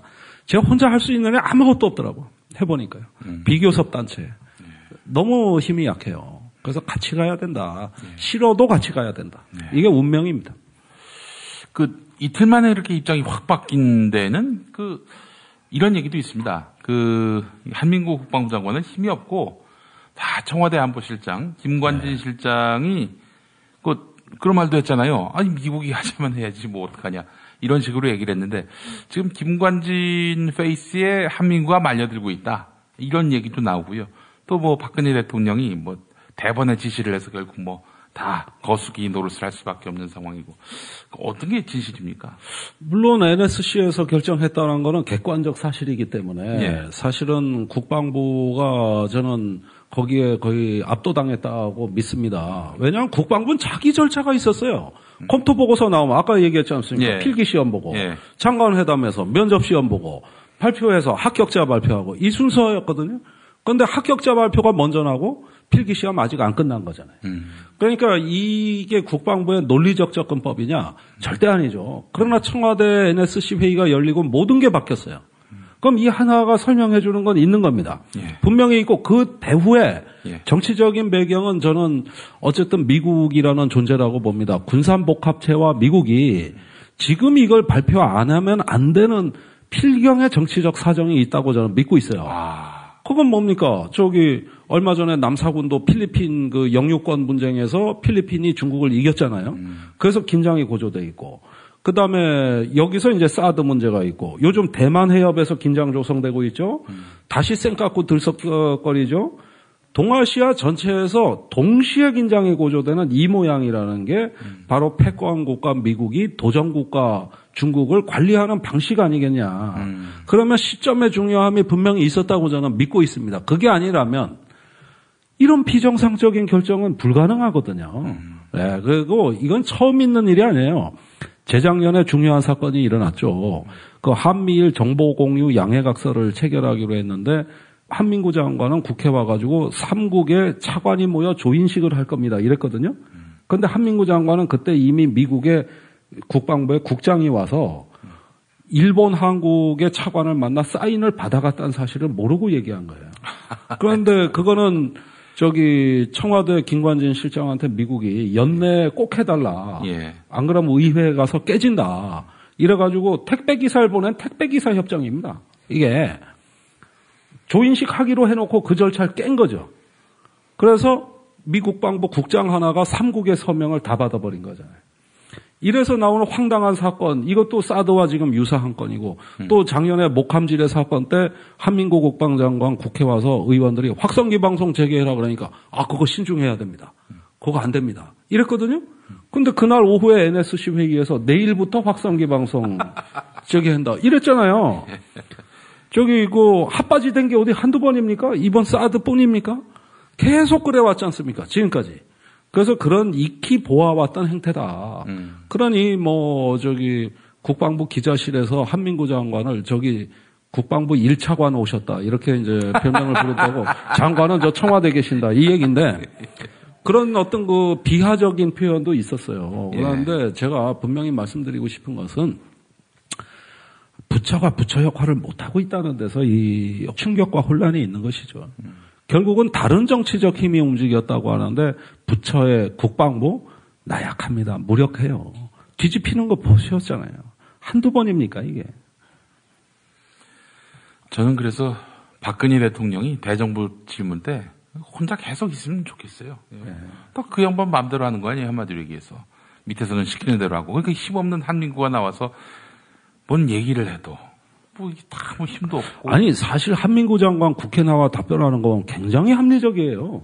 그리고 야당에서도 인기가 좋아요. 아, 그렇습니까? 거의 뭐 합의 추대하시다시피 한 분이고, 또 독립군 자손이고, 여러, 의병장 손자거든요. 그래서 이 친일파가 많은 국방에서 오랜만에 인품과 그 정체성이 잘된 분이 오셨다고 우리는 처음에 좋아했어요. 그리고 국회 와서 제법 합리적으로 하셔요. 나는 그거 존중합니다. 그런데 저 말이 안 지켜진다는 데 문제가 있는 겁니다. 보이지 않는 손이 개입하면 저 말이 다 깨진다는 데 문제가 있어요. 아유, 한민구라. 한민구라. 그런 생각이 들었습니다. 이제 정리를 해야 될 것 같습니다. 우리 또 김 의원님이 또 내일 또 현안질의 또 준비하셔야 되고 그래서 이렇게 마무리 짓도록 하겠습니다. 네, 오늘 귀한 말씀 또 귀한 깨우침을 주신 우리 김종대 의원님 큰 박수로 감사의 뜻을 표하겠습니다.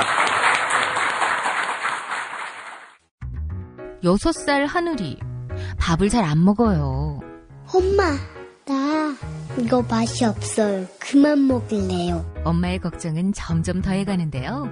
그런데 이때 택배입니다. 연지연 곰탕이 배달됐어요. 직접 도끼로 팬 장작불 위에 한우 사골과 도가니를 가마솥에 한가득 넣고 24시간 끓인 진구. 연지연 곰탕이 하늘이 입에 들어가는 순간 맛있다. 엄마 한 그릇 더 주세요. 하늘이의 밥도둑 연지연 곰탕. 조미료 같은 첨가물이 전혀 들어가지 않아 엄마의 기쁨은 더하답니다. 연지연 곰탕은 강화군에서 김포시 방향으로 강화대교 건너자마자 있습니다. 한우 사골로 정성껏 구워 만든 연지연 곰탕. 한 그릇에 8,000원입니다. 7팩 이상 무료 배송합니다. 주문 전화는 010-7252-1114 010-7252-1114.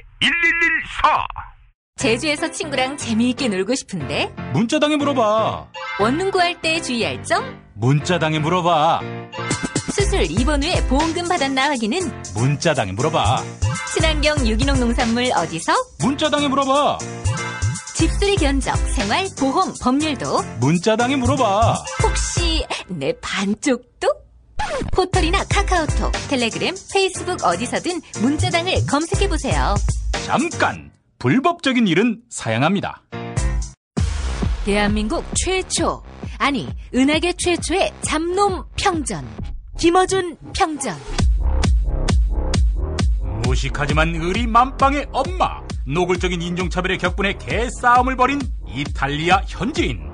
한겨울 침낭 안에서 인류애적인 사랑을 나눈 유럽 여성. 그리고 전대미문의 사기꾼 MB까지. 김어준의 학교에는 참 많은 선생님이 있었죠. 자기가 언제 행복한지, 내 욕망이 뭔지, 내가 어떻게 생겨먹었는지 자기하고 대면을 해야 돼요. 그래서 내가 하고 싶은 걸 찾아야 됩니다. 누구의 눈치도 보지 말고 욕망의 주체가 돼서. 그리고 그 일을 그냥 해요. 은하계에 다시 없을 딱 한 사람 김어준. 김용민이 김어준을 9년간 관찰한 기록. 김어준 평전. 김어준 평전 인터하우스에서 나왔습니다. 김용민 브리핑 일부 뉴스 매거진 여름 특집. 오늘은 김종대 정의당 의원과 함께했습니다. 내일은 이완배 민중의 소리 기자와 함께하겠습니다. 애청해주신 여러분 감사합니다.